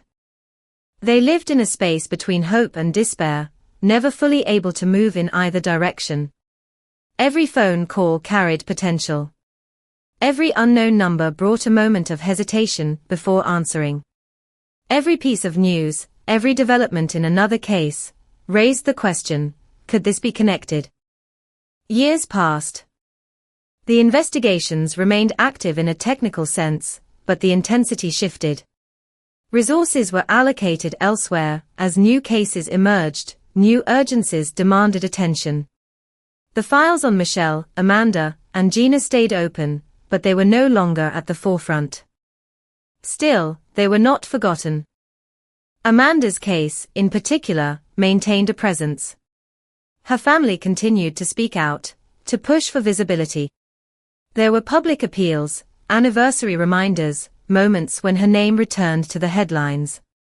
She became a symbol of unresolved loss, a reminder that some questions refused to fade. But even with that visibility, answers did not come. And all the while, the truth remained hidden in a place that had never been seriously considered. Ariel Castro was not an unknown figure. He had interactions with people in the community. He had a job that placed him within a structured environment. He had relationships, conflicts, a presence that could be observed. But he was never fully connected to the cases. There were small moments, in retrospect, that seem significant. Instances where his behavior raised questions, where his actions might have been interpreted differently if viewed through another lens. But at the time, they were just fragments, isolated, lacking context. He blended into the background. That was his advantage. Investigations often rely on patterns, on connections that can be traced, on behaviors that stand out against the norm. Castro did not present himself in a way that fit those patterns clearly enough to draw sustained attention. He existed within the margins, visible but not suspicious enough to trigger deeper scrutiny. And so, the years continued. The cases remained open, but unresolved. The families continued to wait, to hope, to search in whatever ways they could. The community moved forward, carrying the memory of what had happened, but without resolution. The house stood quietly through all of it. No search warrants were executed there in relation to these cases. No intensive investigations focused on its interior. It remained outside the scope of suspicion, protected not by anything extraordinary, but by the absence of a reason to look closer. That absence is often what allows things to persist. Investigations are guided by evidence, by leads, by information that points in specific directions. Without those, even the most determined efforts can circle endlessly without landing on the truth. In this case, the truth was not far away. It was not hidden in another city, not concealed through complex movements, or elaborate cover-ups. It was contained within a single location, fixed, unchanging, existing in plain sight. And yet, it remained undiscovered. The investigations into Michelle, Amanda, and Gina were not failures in effort. They were examples of how even persistent searching can miss what it cannot see. How cases can remain open for years not because no one is trying, but because the answers exist outside the paths being followed. It wasn't until the moment of escape, until the door opened and the truth stepped out into the open, that everything shifted. Suddenly, the separate cases became one. The missing became found. The questions that had lingered for years began to take shape. And the focus turned, finally, toward the person who had been there all along, just beyond the reach of suspicion. The investigations that once moved in circles now had a center. A name. A house. And a reality that had been hidden in plain sight for far too long. The breakthrough did not arrive as a sudden flash of brilliance inside a police station, or a long-awaited forensic match buried in paperwork.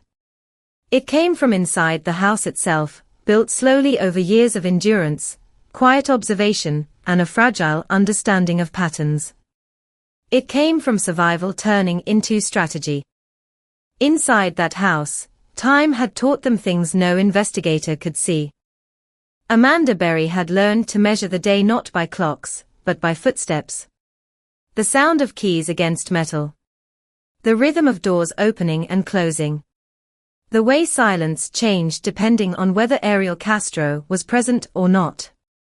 Every detail mattered, because every detail meant the difference between danger and the smallest possibility of opportunity. For years, there had been no real openings. Control was tight, deliberate. Movement was restricted. Even moments that seemed like freedom, being allowed out of one room into another, were controlled in ways that prevented anything meaningful from happening. Attempts to resist were met with immediate consequences, reinforcing the same message again and again: there was no way out. But control is never perfect. It only needs to fail once. The years changed things inside the house, not just for the captives, but for Castro as well. Routine can create confidence, and confidence can create carelessness. Small adjustments in behavior, small shifts in attention, these are the kinds of changes that often go unnoticed until they matter. Amanda noticed. She had to. Survival had sharpened her awareness in ways that were impossible to explain to anyone who hadn't lived through the same conditions. She watched, listened, learned. Not in a structured way, not as part of some clear plan, but gradually, instinctively. Patterns formed in her mind, incomplete at first, then more defined. There were moments when Castro left the house. That had always been the case. But leaving didn't mean freedom. Doors remained locked. Windows remained inaccessible. Even in his absence, the house stayed closed. But over time, something shifted. Not dramatically. Not in a way that would be obvious to anyone else. Just a small inconsistency in how one of the doors was secured. A slight difference in the way a lock sat in its frame. A delay in how long it took for him to return. The kind of detail that might seem meaningless, unless you were looking for it. Amanda didn't act on it immediately. Years of control don't disappear in a moment of possibility. Fear doesn't vanish just because a door might open. The consequences of failure were too clear, too deeply ingrained. Every potential action had to be weighed against what would happen if it didn't work. And so, she waited. She watched the pattern repeat, testing it in small ways. A shift in position. A closer look at the door when she was allowed near it. Listening for sounds that might confirm whether the house was truly empty. Each observation built on the last. And slowly, something began to form. A chance. Not a guarantee. Not even a high probability. Just a possibility that hadn't existed before. On May 6, 2013, that possibility became real. Castro left the house. At first, nothing felt different. The silence settled in the same way it always did.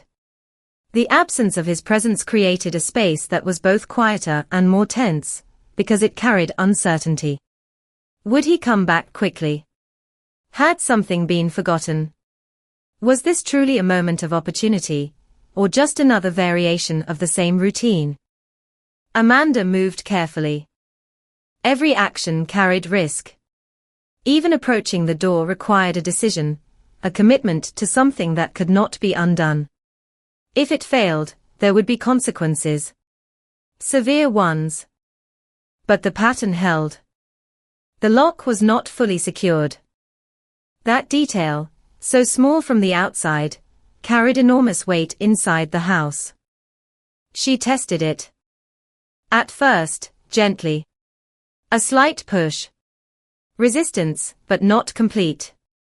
The door shifted, just enough to confirm what she had hoped, but not dared to believe. It could open. The realization didn't bring immediate relief. It brought urgency. Fear sharpened into action. Time, suddenly, was limited. At any moment, the pattern could break. He could return. The opportunity could vanish. She pushed harder. The door resisted, then gave. The sound it made seemed louder than it should have been, echoing in a space that had been defined by controlled silence. Every instinct told her to stop, to retreat, to avoid the risk. But she didn't. She forced it open. Light poured in. For a moment, everything felt unreal. The outside world wasn't something she had experienced freely in years. It existed in memory, in fragments. Now it was right in front of her, immediate and overwhelming. She stepped forward. The transition was not smooth. Her body reacted in ways she couldn't control, unsteady, disoriented, struggling to adjust to space that wasn't confined. But she kept moving. She crossed the threshold. That was the breakthrough. Not just the opening of a door, but the collapse of a system that had held for over a decade. Everything that had been built to contain, to isolate, to control, it all depended on that barrier remaining closed. And now it wasn't. Outside, the world responded immediately. A neighbor noticed. A conversation began. Words were spoken that hadn't been heard in years, clear, direct, impossible to ignore. I've been kidnapped. That sentence carried everything. It connected the past to the present in a way no investigation had been able to do before. It took years of uncertainty and turned them into a single, undeniable truth. There were more inside. That detail changed everything again. The situation expanded instantly, no longer about one person escaping, but about multiple lives still at risk. The urgency intensified. Calls were made. Law enforcement mobilized. Inside the house, the breakthrough continued. Officers entered, moving through the same spaces that had concealed everything for so long. But now, they were not searching blindly. They had direction. They had confirmation. Gina De Jesus was found. Then Michelle Knight. Each discovery reinforced the same reality. The cases that had remained unresolved for years were now connected, their answers contained within the same structure. The breakthrough was complete. Not because every detail had been uncovered, but because the central truth had been exposed. The missing were no longer missing. The unknown had a location. The questions that had lingered for years now had a starting point for answers. And at the center of it all was a moment that could easily have gone differently.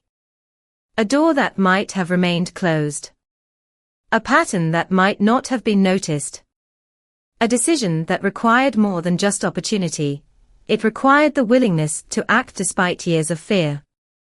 Breakthroughs in investigations are often attributed to evidence, to analysis, to the work of those searching from the outside. But this one came from within.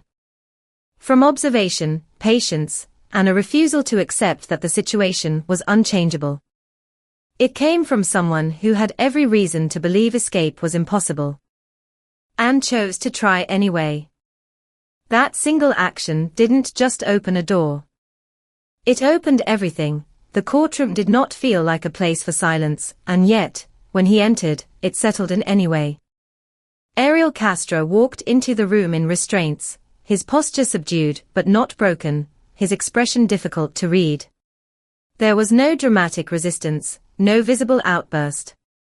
Just a man moving through a process that had already begun to define the end of his story. Around him, the structure of justice stood firm, judges, attorneys, officers, each one occupying a role that had been prepared for moments like this. But nothing about this case felt routine. Because this was not just about what he had done. It was about how long he had been able to do it. The charges against him were overwhelming in both number and weight. Hundreds of counts: kidnapping, rape, aggravated murder linked to forced miscarriages. Each one represented an act, a moment, a fragment of years that had been hidden behind the walls of a single house.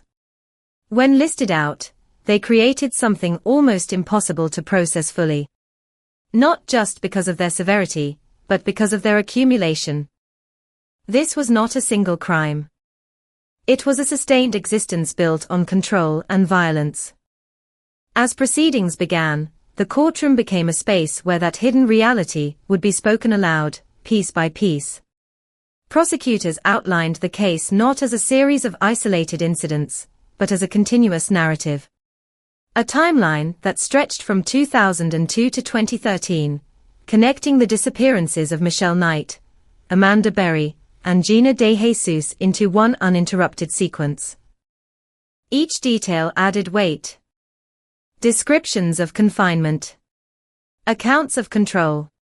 Evidence recovered from the house that confirmed what had once been unimaginable. The courtroom did not react with visible shock at every point, but the tension was constant, pressing against the edges of every word spoken. There was no question about identity. There was no uncertainty about location. The facts, once scattered across years of investigation, now aligned with clarity. Faced with the evidence, Castro made a decision that shaped the course of the trial. He pleaded guilty. It was not a partial admission. It was comprehensive. Acknowledging the charges meant removing the need for a prolonged trial, eliminating the process that would have required every detail to be examined publicly over weeks or months. It brought the case into a different phase, one focused on sentencing rather than proving guilt. But a plea does not erase what happened. It does not reduce the weight of the actions. It simply changes how the story is told in court. When Castro spoke, His words did not carry the tone many expected. There was no clear expression of remorse that aligned with the scale of his actions. Instead, there were attempts to frame his behavior through his own perspective, references to personal issues, statements that seemed disconnected from the reality that had been established. He spoke about control as if it was something abstract. He spoke about his actions in ways that avoided their full impact.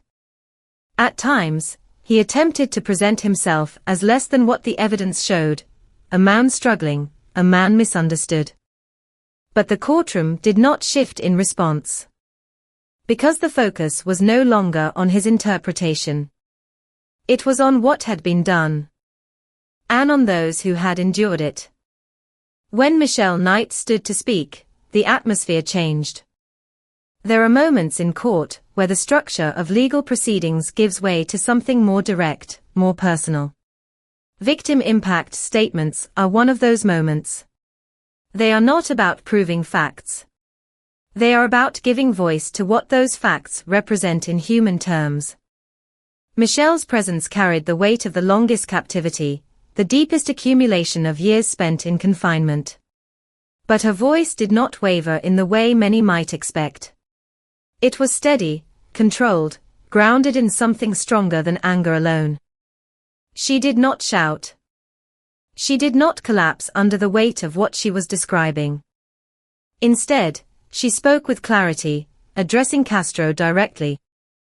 Her words reframed the narrative. He had built a system designed to control, to dominate, to erase autonomy. But in that moment, the power dynamic shifted completely. He sat restrained, silent, while she stood free, speaking without interruption. She described the impact of his actions not as isolated events, but as a continuous experience. Years taken. Choices removed. Pain inflicted in ways that extended beyond the physical. Her words carried detail, but they also carried something else, resilience that had survived despite everything. She did not ask for sympathy. She did not seek validation. She spoke because it needed to be said. The courtroom listened. It was not the kind of silence that comes from emptiness. It was the kind that comes from attention, from the recognition that what was being said mattered beyond the legal framework surrounding it. Amanda Berry and Gina De Jesus did not speak in the same way in court, choosing instead to maintain distance from that specific moment. Their decision reflected a different kind of strength, one that did not require public confrontation to be valid. Each survivor approached the aftermath in their own way. And that, too, was part of the story. When the time came for sentencing, the outcome reflected the scale of the crimes. Life imprisonment. Plus an additional 1,000 years.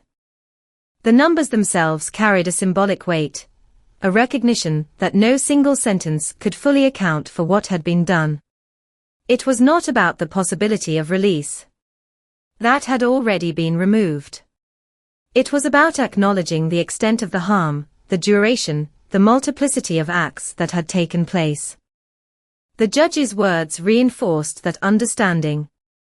This was not a case that allowed for leniency. Not a situation where context could soften consequence.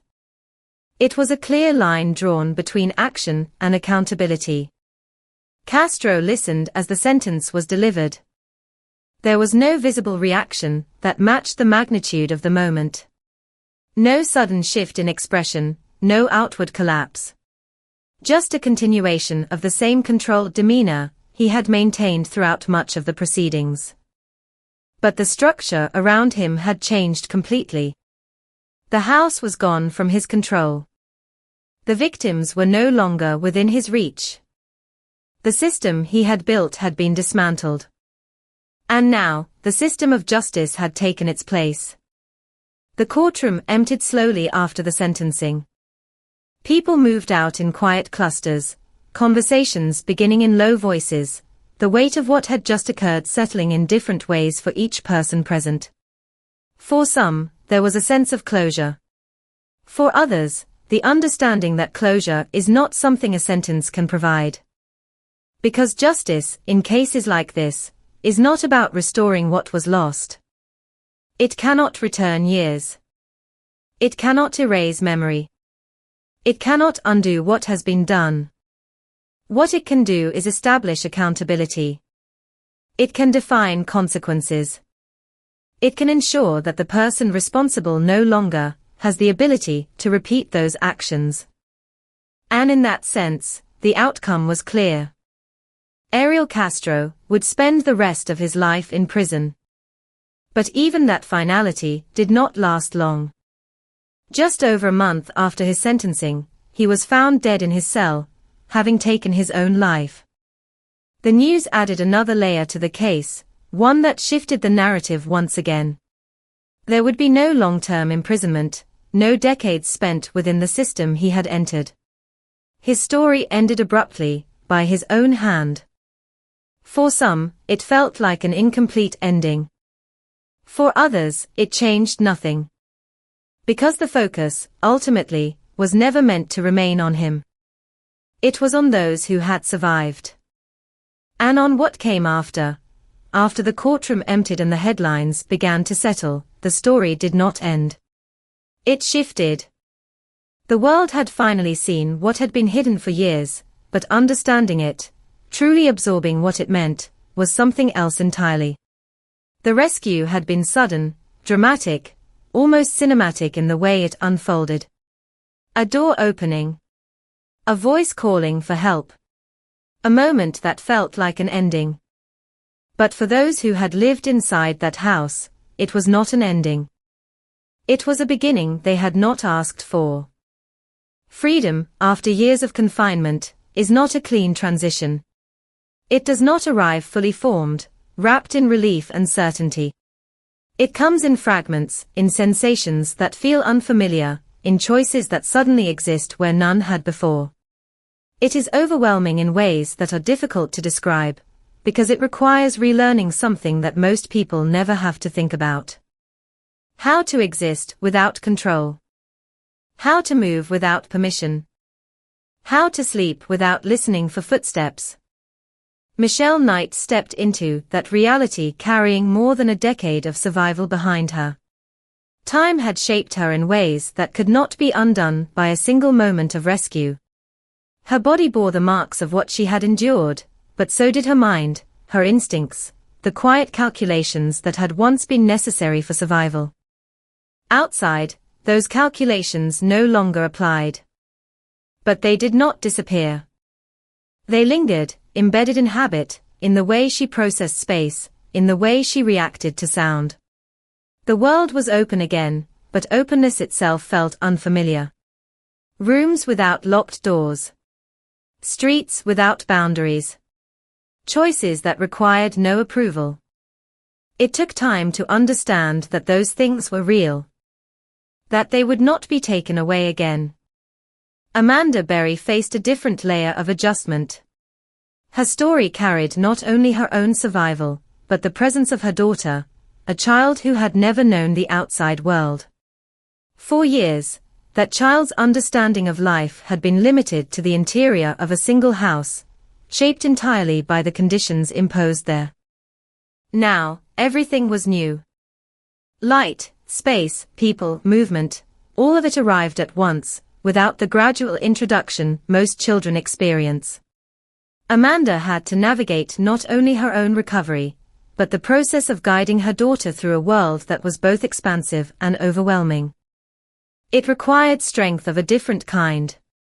Not just endurance, but patience.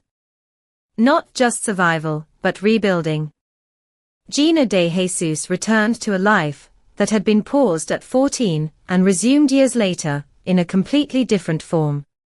The gap between those 2 points was not empty, it was filled with experiences that could not be easily integrated into the person she had been before. Her family had waited. That waiting had never stopped. And when she returned, it was not a simple reunion of past and present. It was the merging of two timelines, one that had continued outside, and one that had unfolded in isolation. Bringing those together required more than just time. It required understanding, space, and the recognition that healing does not follow a predictable path. For all three women, the aftermath was not defined by a single narrative. It was complex, uneven, deeply personal. There were moments of relief, of gratitude, of connection. Being able to speak freely, to move without restriction, to exist in a world that was no longer confined, these were not small things. They carried meaning, weight, significance. But alongside them, there were challenges. Memory does not fade simply because circumstances change. The past remains, present in ways that surface unexpectedly. A sound, a smell, a certain kind of silence, these can trigger responses that bypass logic, that return the body to a state it once had to maintain for survival. Recovery is not about forgetting. It is about learning how to live with what cannot be erased. Public attention added another layer. The case had captured national focus, turning their names into symbols of survival, resilience, endurance. Media coverage followed their story, interviews were requested, narratives constructed around what they had experienced. For some, that attention felt supportive. For others, it felt invasive. Being known is not the same as being understood. And for people who have lived through something so extreme, the difference matters. Each of them chose their own way forward. Michelle began to speak publicly, sharing her story in a way that reframed it on her own terms. Not as a victim defined solely by what had been done to her, but as a survivor who had endured and continued. Her voice carried strength, not in the sense of denying what had happened, but in acknowledging it without allowing it to define everything that came after. Amanda took on a similar role, becoming a visible presence in the community, working in media, engaging with the public in ways that allowed her to shape her own narrative. Her story, once controlled entirely by someone else, became something she could tell in her own voice. Gina chose a quieter path.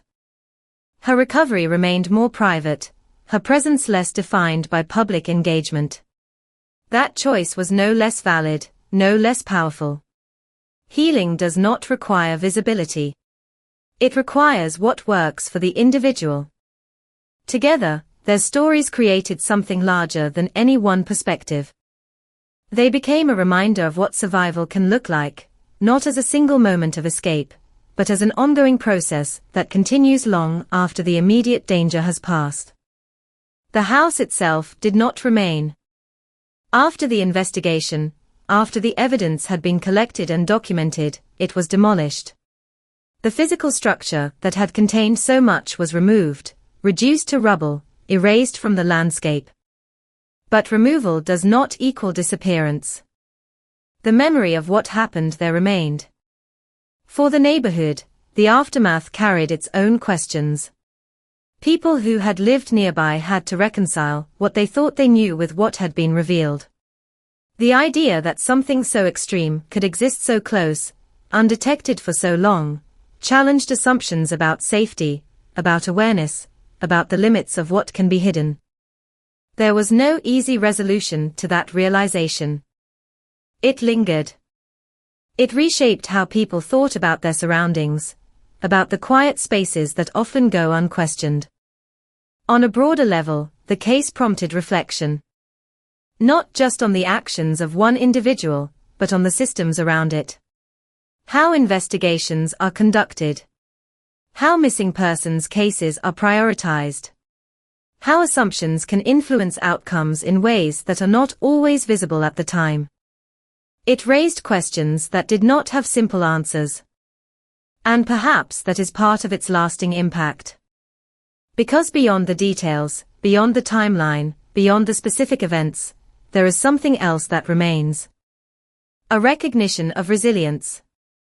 Not as an abstract idea, but as something lived, demonstrated, proven under conditions that should have made it impossible. 3 lives interrupted. 3 lives that continued. Not unchanged, not untouched, but not erased. The story does not end with what was taken. It continues with what was reclaimed. And in that continuation, there is something that cannot be confined, cannot be controlled, cannot be reduced to a single narrative. Something that persists. Even after everything. In the months that followed the rescue, the world began trying to make sense of something that refused to fit neatly into any explanation. The case was no longer unfolding in real time, no longer defined by urgent searches or breaking updates. Instead, it settled into something quieter, but more complex, a process of reflection, of analysis, of asking questions that extended far beyond a single house in Cleveland. People wanted to understand how it had been possible. Not just in a surface-level way, not just in terms of what had happened, but in terms of why it had gone unnoticed for so long. How 3 individuals, Michelle Knight, Amanda Berry, and Gina De Jesus, could disappear in separate incidents, across different years, and remain hidden in a single location without detection. The answers were not simple. They rarely are in cases like this. At the center of the reflection was the figure of Ariel Castro, not as a sensationalized villain, but as a subject of analysis. People searched for patterns in his behavior, for indicators that might have revealed something earlier, for signs that had been present, but not recognized. There were fragments. Accounts from people who knew him described a man who could shift between personas. At times, he appeared ordinary, even helpful. At other moments, there were flashes of volatility, arguments, controlling tendencies, behavior that made others uncomfortable without clearly crossing into something actionable. These contradictions did not form a clear profile at the time. They existed as separate impressions, each one insufficient on its own to trigger deeper concern. That ambiguity became part of the discussion. How does someone exist in a community, interact with others, maintain a job, and still carry out actions of this magnitude without being identified? The question did not have a single answer. Instead, it pointed toward a convergence of factors: personal behavior, environmental conditions, systemic limitations. The environment played a role. The neighborhood, like many others, functioned on a balance of proximity and distance. People lived close to one another physically, but not necessarily in ways that encouraged deep awareness. Familiarity does not always lead to scrutiny. In many cases, it does the opposite. It creates a sense of normalcy that smooths over inconsistencies, that reduces the likelihood of questioning what appears to be routine. This is not a failure of individuals. It is a characteristic of how communities often function. Attention is selective. It focuses on what demands immediate response, on what disrupts expectation. When something does not visibly break the pattern, it can remain unexamined, even if it exists just beneath the surface. The system of investigation also came under review. The cases of Michelle, Amanda, and Gina had each been handled with effort, with resources allocated based on available information. But they had not been connected in a way that led to a unified direction. The lack of clear evidence linking them created separate investigative paths, each one limited by the data it contained. This fragmentation mattered. It meant that patterns, if they existed, were harder to see. It meant that resources were divided, attention spread across multiple directions rather than concentrated. It meant that the possibility of a single perpetrator operating within a fixed location did not emerge strongly enough to guide action. Hindsight makes these connections seem obvious. At the time, they were not. And that distinction is important. Because understanding the limitations of the investigation is not about assigning blame. It is about recognizing the conditions under which decisions were made, the information that was available, and the ways in which certain possibilities can remain outside the scope of consideration. The case also shifted conversations around missing persons. Not all disappearances receive the same level of attention.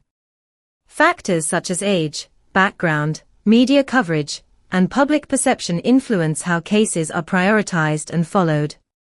This reality, often acknowledged but not always addressed, became part of the broader reflection. Michelle's case, in particular, highlighted this disparity. Her disappearance had not generated the same sustained visibility as Amanda's or Gina's. The reasons for that were complex, tied to assumptions about her life, about her circumstances. Those assumptions affected how her case was perceived, how it was followed, how it was remembered. In the aftermath, that disparity became more visible.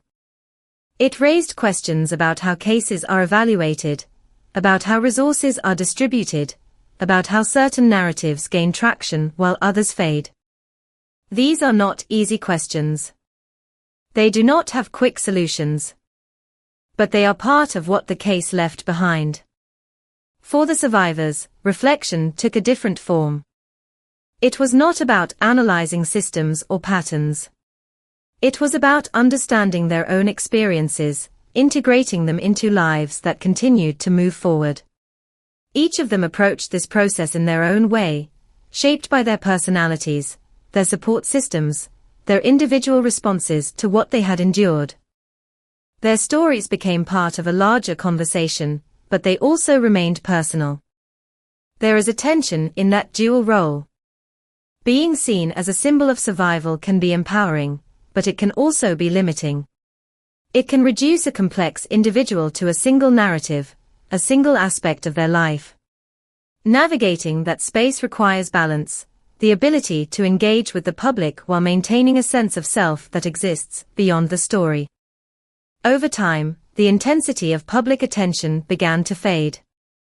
The headlines moved on. New stories emerged. The urgency that had defined the initial discovery settled into something quieter, something more reflective. But the impact of the case did not disappear with that shift.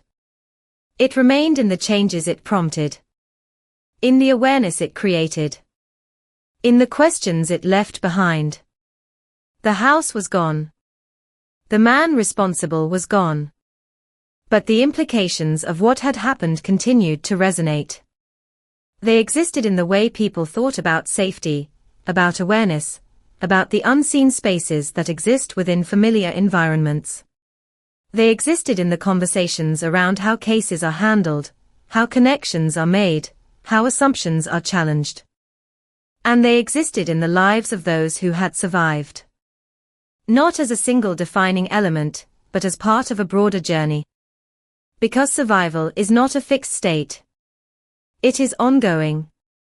It evolves over time, shaped by experiences that extend far beyond the moment of escape.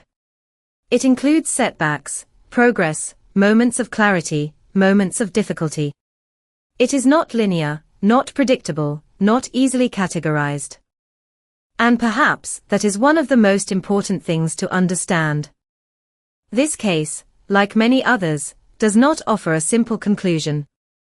It does not resolve into a single lesson, or a clear moral. Instead, it leaves behind a set of realities. That harm can exist in places that appear ordinary. That systems, while necessary, have limitations. That individuals, even in the most controlled environments, can find ways to resist. And that survival, in its truest form, is not just about enduring. It is about continuing. Even when the world has to be rebuilt from the ground up. In the years after the case faded from the front pages, the story did not disappear, it changed shape, settling into memory in ways that were quieter, but more enduring. It no longer existed as breaking news or urgent updates. Instead, it became something people revisited, something studied, something told again in fragments, each retelling attempting to grasp what had once been hidden in plain sight.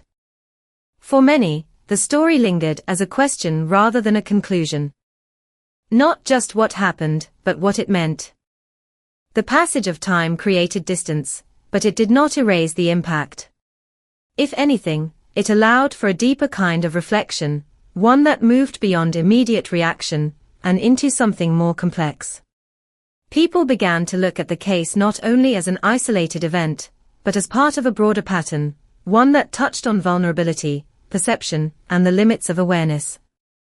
The names remained. Michelle Knight, Amanda Berry, and Gina De Jesus were no longer just individuals connected by a single case.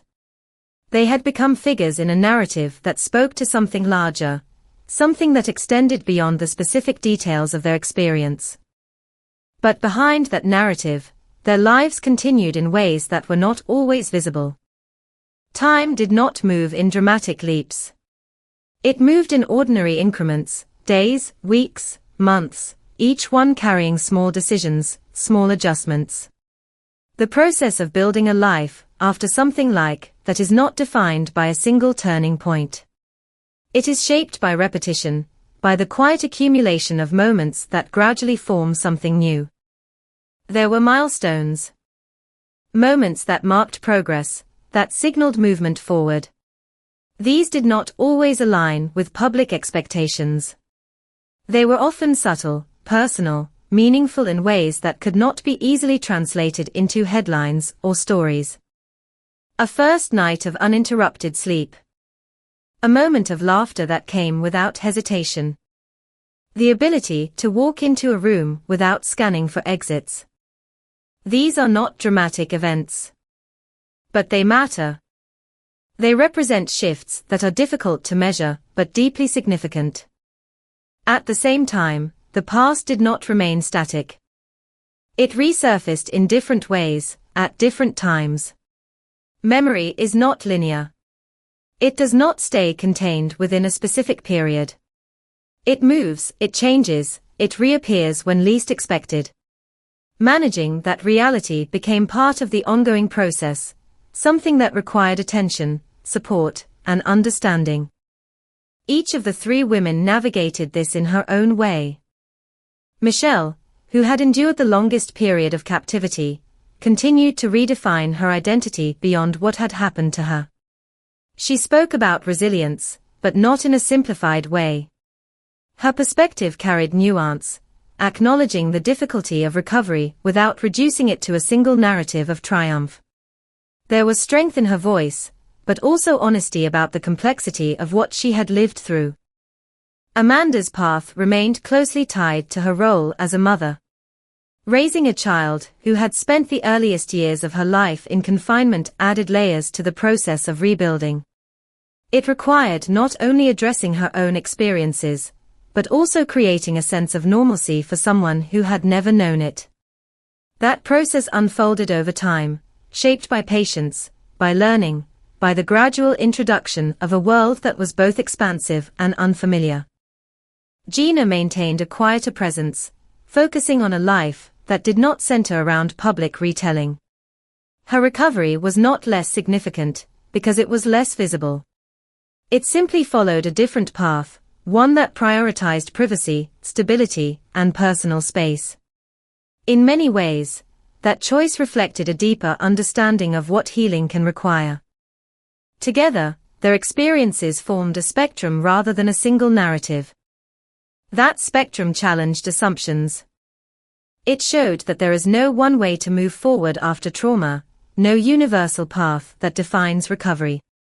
Each individual carries their own timeline, their own needs, their own methods of navigating what comes next. Beyond their personal journeys, the case continued to influence conversations in broader ways. It became a reference point in discussions about missing persons, about investigative approaches, about the ways in which certain cases are perceived and prioritized. It raised awareness, not just in the sense of recognition, but in the sense of questioning established patterns. Why are some cases more visible than others? What factors influence how quickly a disappearance is taken seriously? How do assumptions shape the direction of an investigation? These questions did not begin with this case, but it gave them renewed urgency. It also influenced how people thought about their own environments. The idea that something so extreme could exist within an ordinary neighborhood, undetected for years, challenged the sense of security that many people rely on. It did not create constant fear, but it introduced a layer of awareness, a recognition that not everything is as visible as it seems. That awareness can be uncomfortable. It disrupts the assumption that danger is always obvious, always identifiable from the outside. It suggests that some realities exist beneath the surface, hidden not by complexity, but by the absence of attention. Over time, the intensity of that awareness softened. Life continued. The immediate shock faded. But the underlying understanding remained. The house itself was gone, removed from the physical landscape. Where it once stood, there was now empty space, a gap that carried its own meaning. For some, it was a symbol of closure. For others, it was a reminder of what had been there, of what had happened within those walls. Places can hold memory, even after they are gone. They exist in stories, in recollections, in the way people refer to them long after they have disappeared. The absence becomes a presence of its own, something that marks the space in a different way. As the years passed, the case became part of a larger archive of stories that define how people understand crime, survival, and resilience. It was studied, discussed, referenced in ways that extended beyond its original context. But at its core, it remained something deeply human. 3 individuals. 3 lives interrupted. 3 lives that continued. Not unchanged, not untouched, but not defined solely by what had been done to them. That distinction matters. Because it shifts the focus from the act to the aftermath, from the harm to the response, from the control that was imposed to the autonomy that was reclaimed. And in that shift, something else emerges. Not a simple resolution. Not a clean ending. But a continuation. A recognition that even in the most controlled, most restrictive circumstances, something can endure. Something that resists, that adapts, that finds ways to persist even when the environment is designed to eliminate that possibility.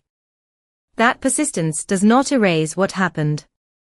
It does not undo the past. But it ensures that the story does not end there. It moves forward. In quiet ways. In visible ways. In ways that cannot always be measured, but can be felt in the lives that continue beyond the moment of escape. And perhaps that is what remains most important. Not just the fact that the door opened, but what happened after it did. Long after the sirens faded and the cameras moved on, the case continued to echo in places where there were no headlines, no reporters, no sense of urgency, only quiet reflection, and unanswered questions that refused to disappear.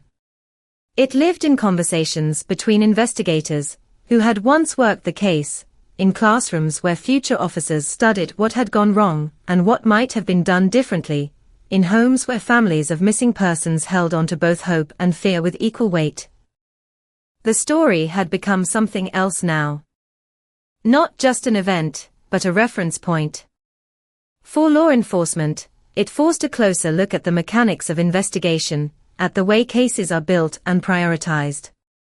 There were discussions about timelines, about how quickly a disappearance is escalated, about the role of media attention in shaping urgency.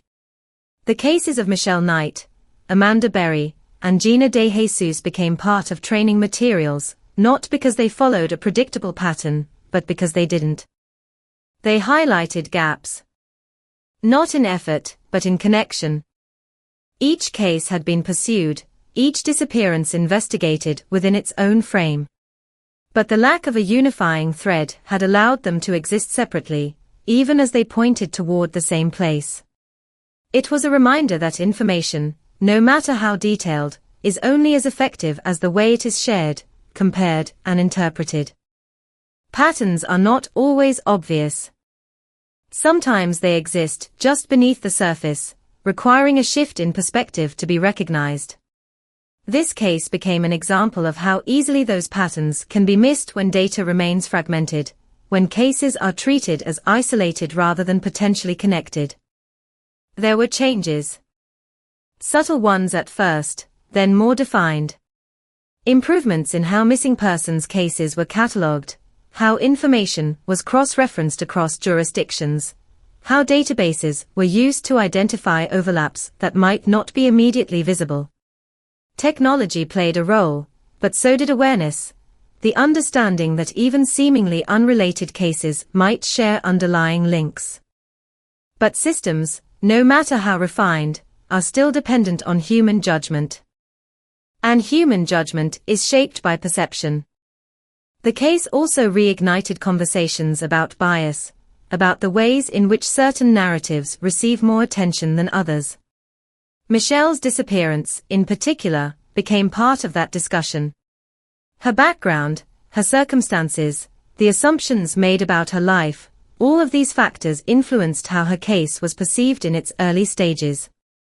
Not intentionally, but significantly.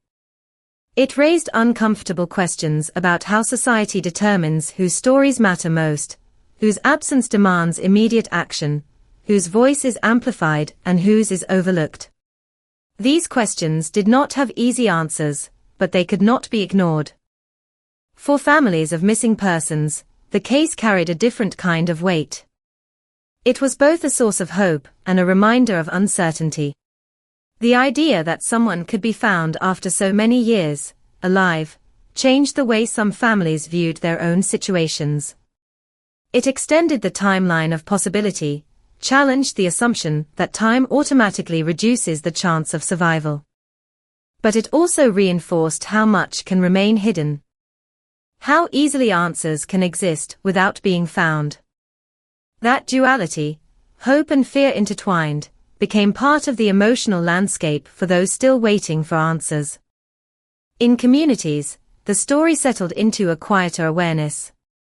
People became more attentive, more willing to question small inconsistencies, more open to the idea that something might be wrong even if it doesn't present itself clearly. This shift was not dramatic. It did not transform daily life into constant vigilance. But it introduced a layer of thoughtfulness, a subtle recalibration of how people interpret what they see and hear around them. The idea of normal became slightly less absolute. Because the case had shown how easily normalcy can mask something else entirely. The survivors, meanwhile, continued to move forward in ways that were both visible and unseen. Amanda Berry became an advocate, using her voice to support others, to speak about resilience in a way that connected with people beyond the specifics of her own experience. Her presence in the public sphere was not just about retelling what had happened, but about shaping what came after. Michelle Knight also stepped into that space, offering her perspective with a clarity that came from lived experience. She spoke about survival not as a concept, but as a reality that involves struggle, adaptation, and the ongoing process of rebuilding. Gina De Jesus, while maintaining a more private life, still contributed to the broader impact of the case.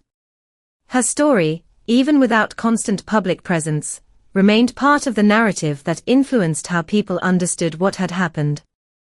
Together, they represented different paths forward. Different ways of engaging with the past. Different ways of defining what comes next. Their lives did not return to what they had been before. That was never possible. But they did not remain frozen in that moment either. They moved. Gradually, deliberately, sometimes unevenly, but always forward.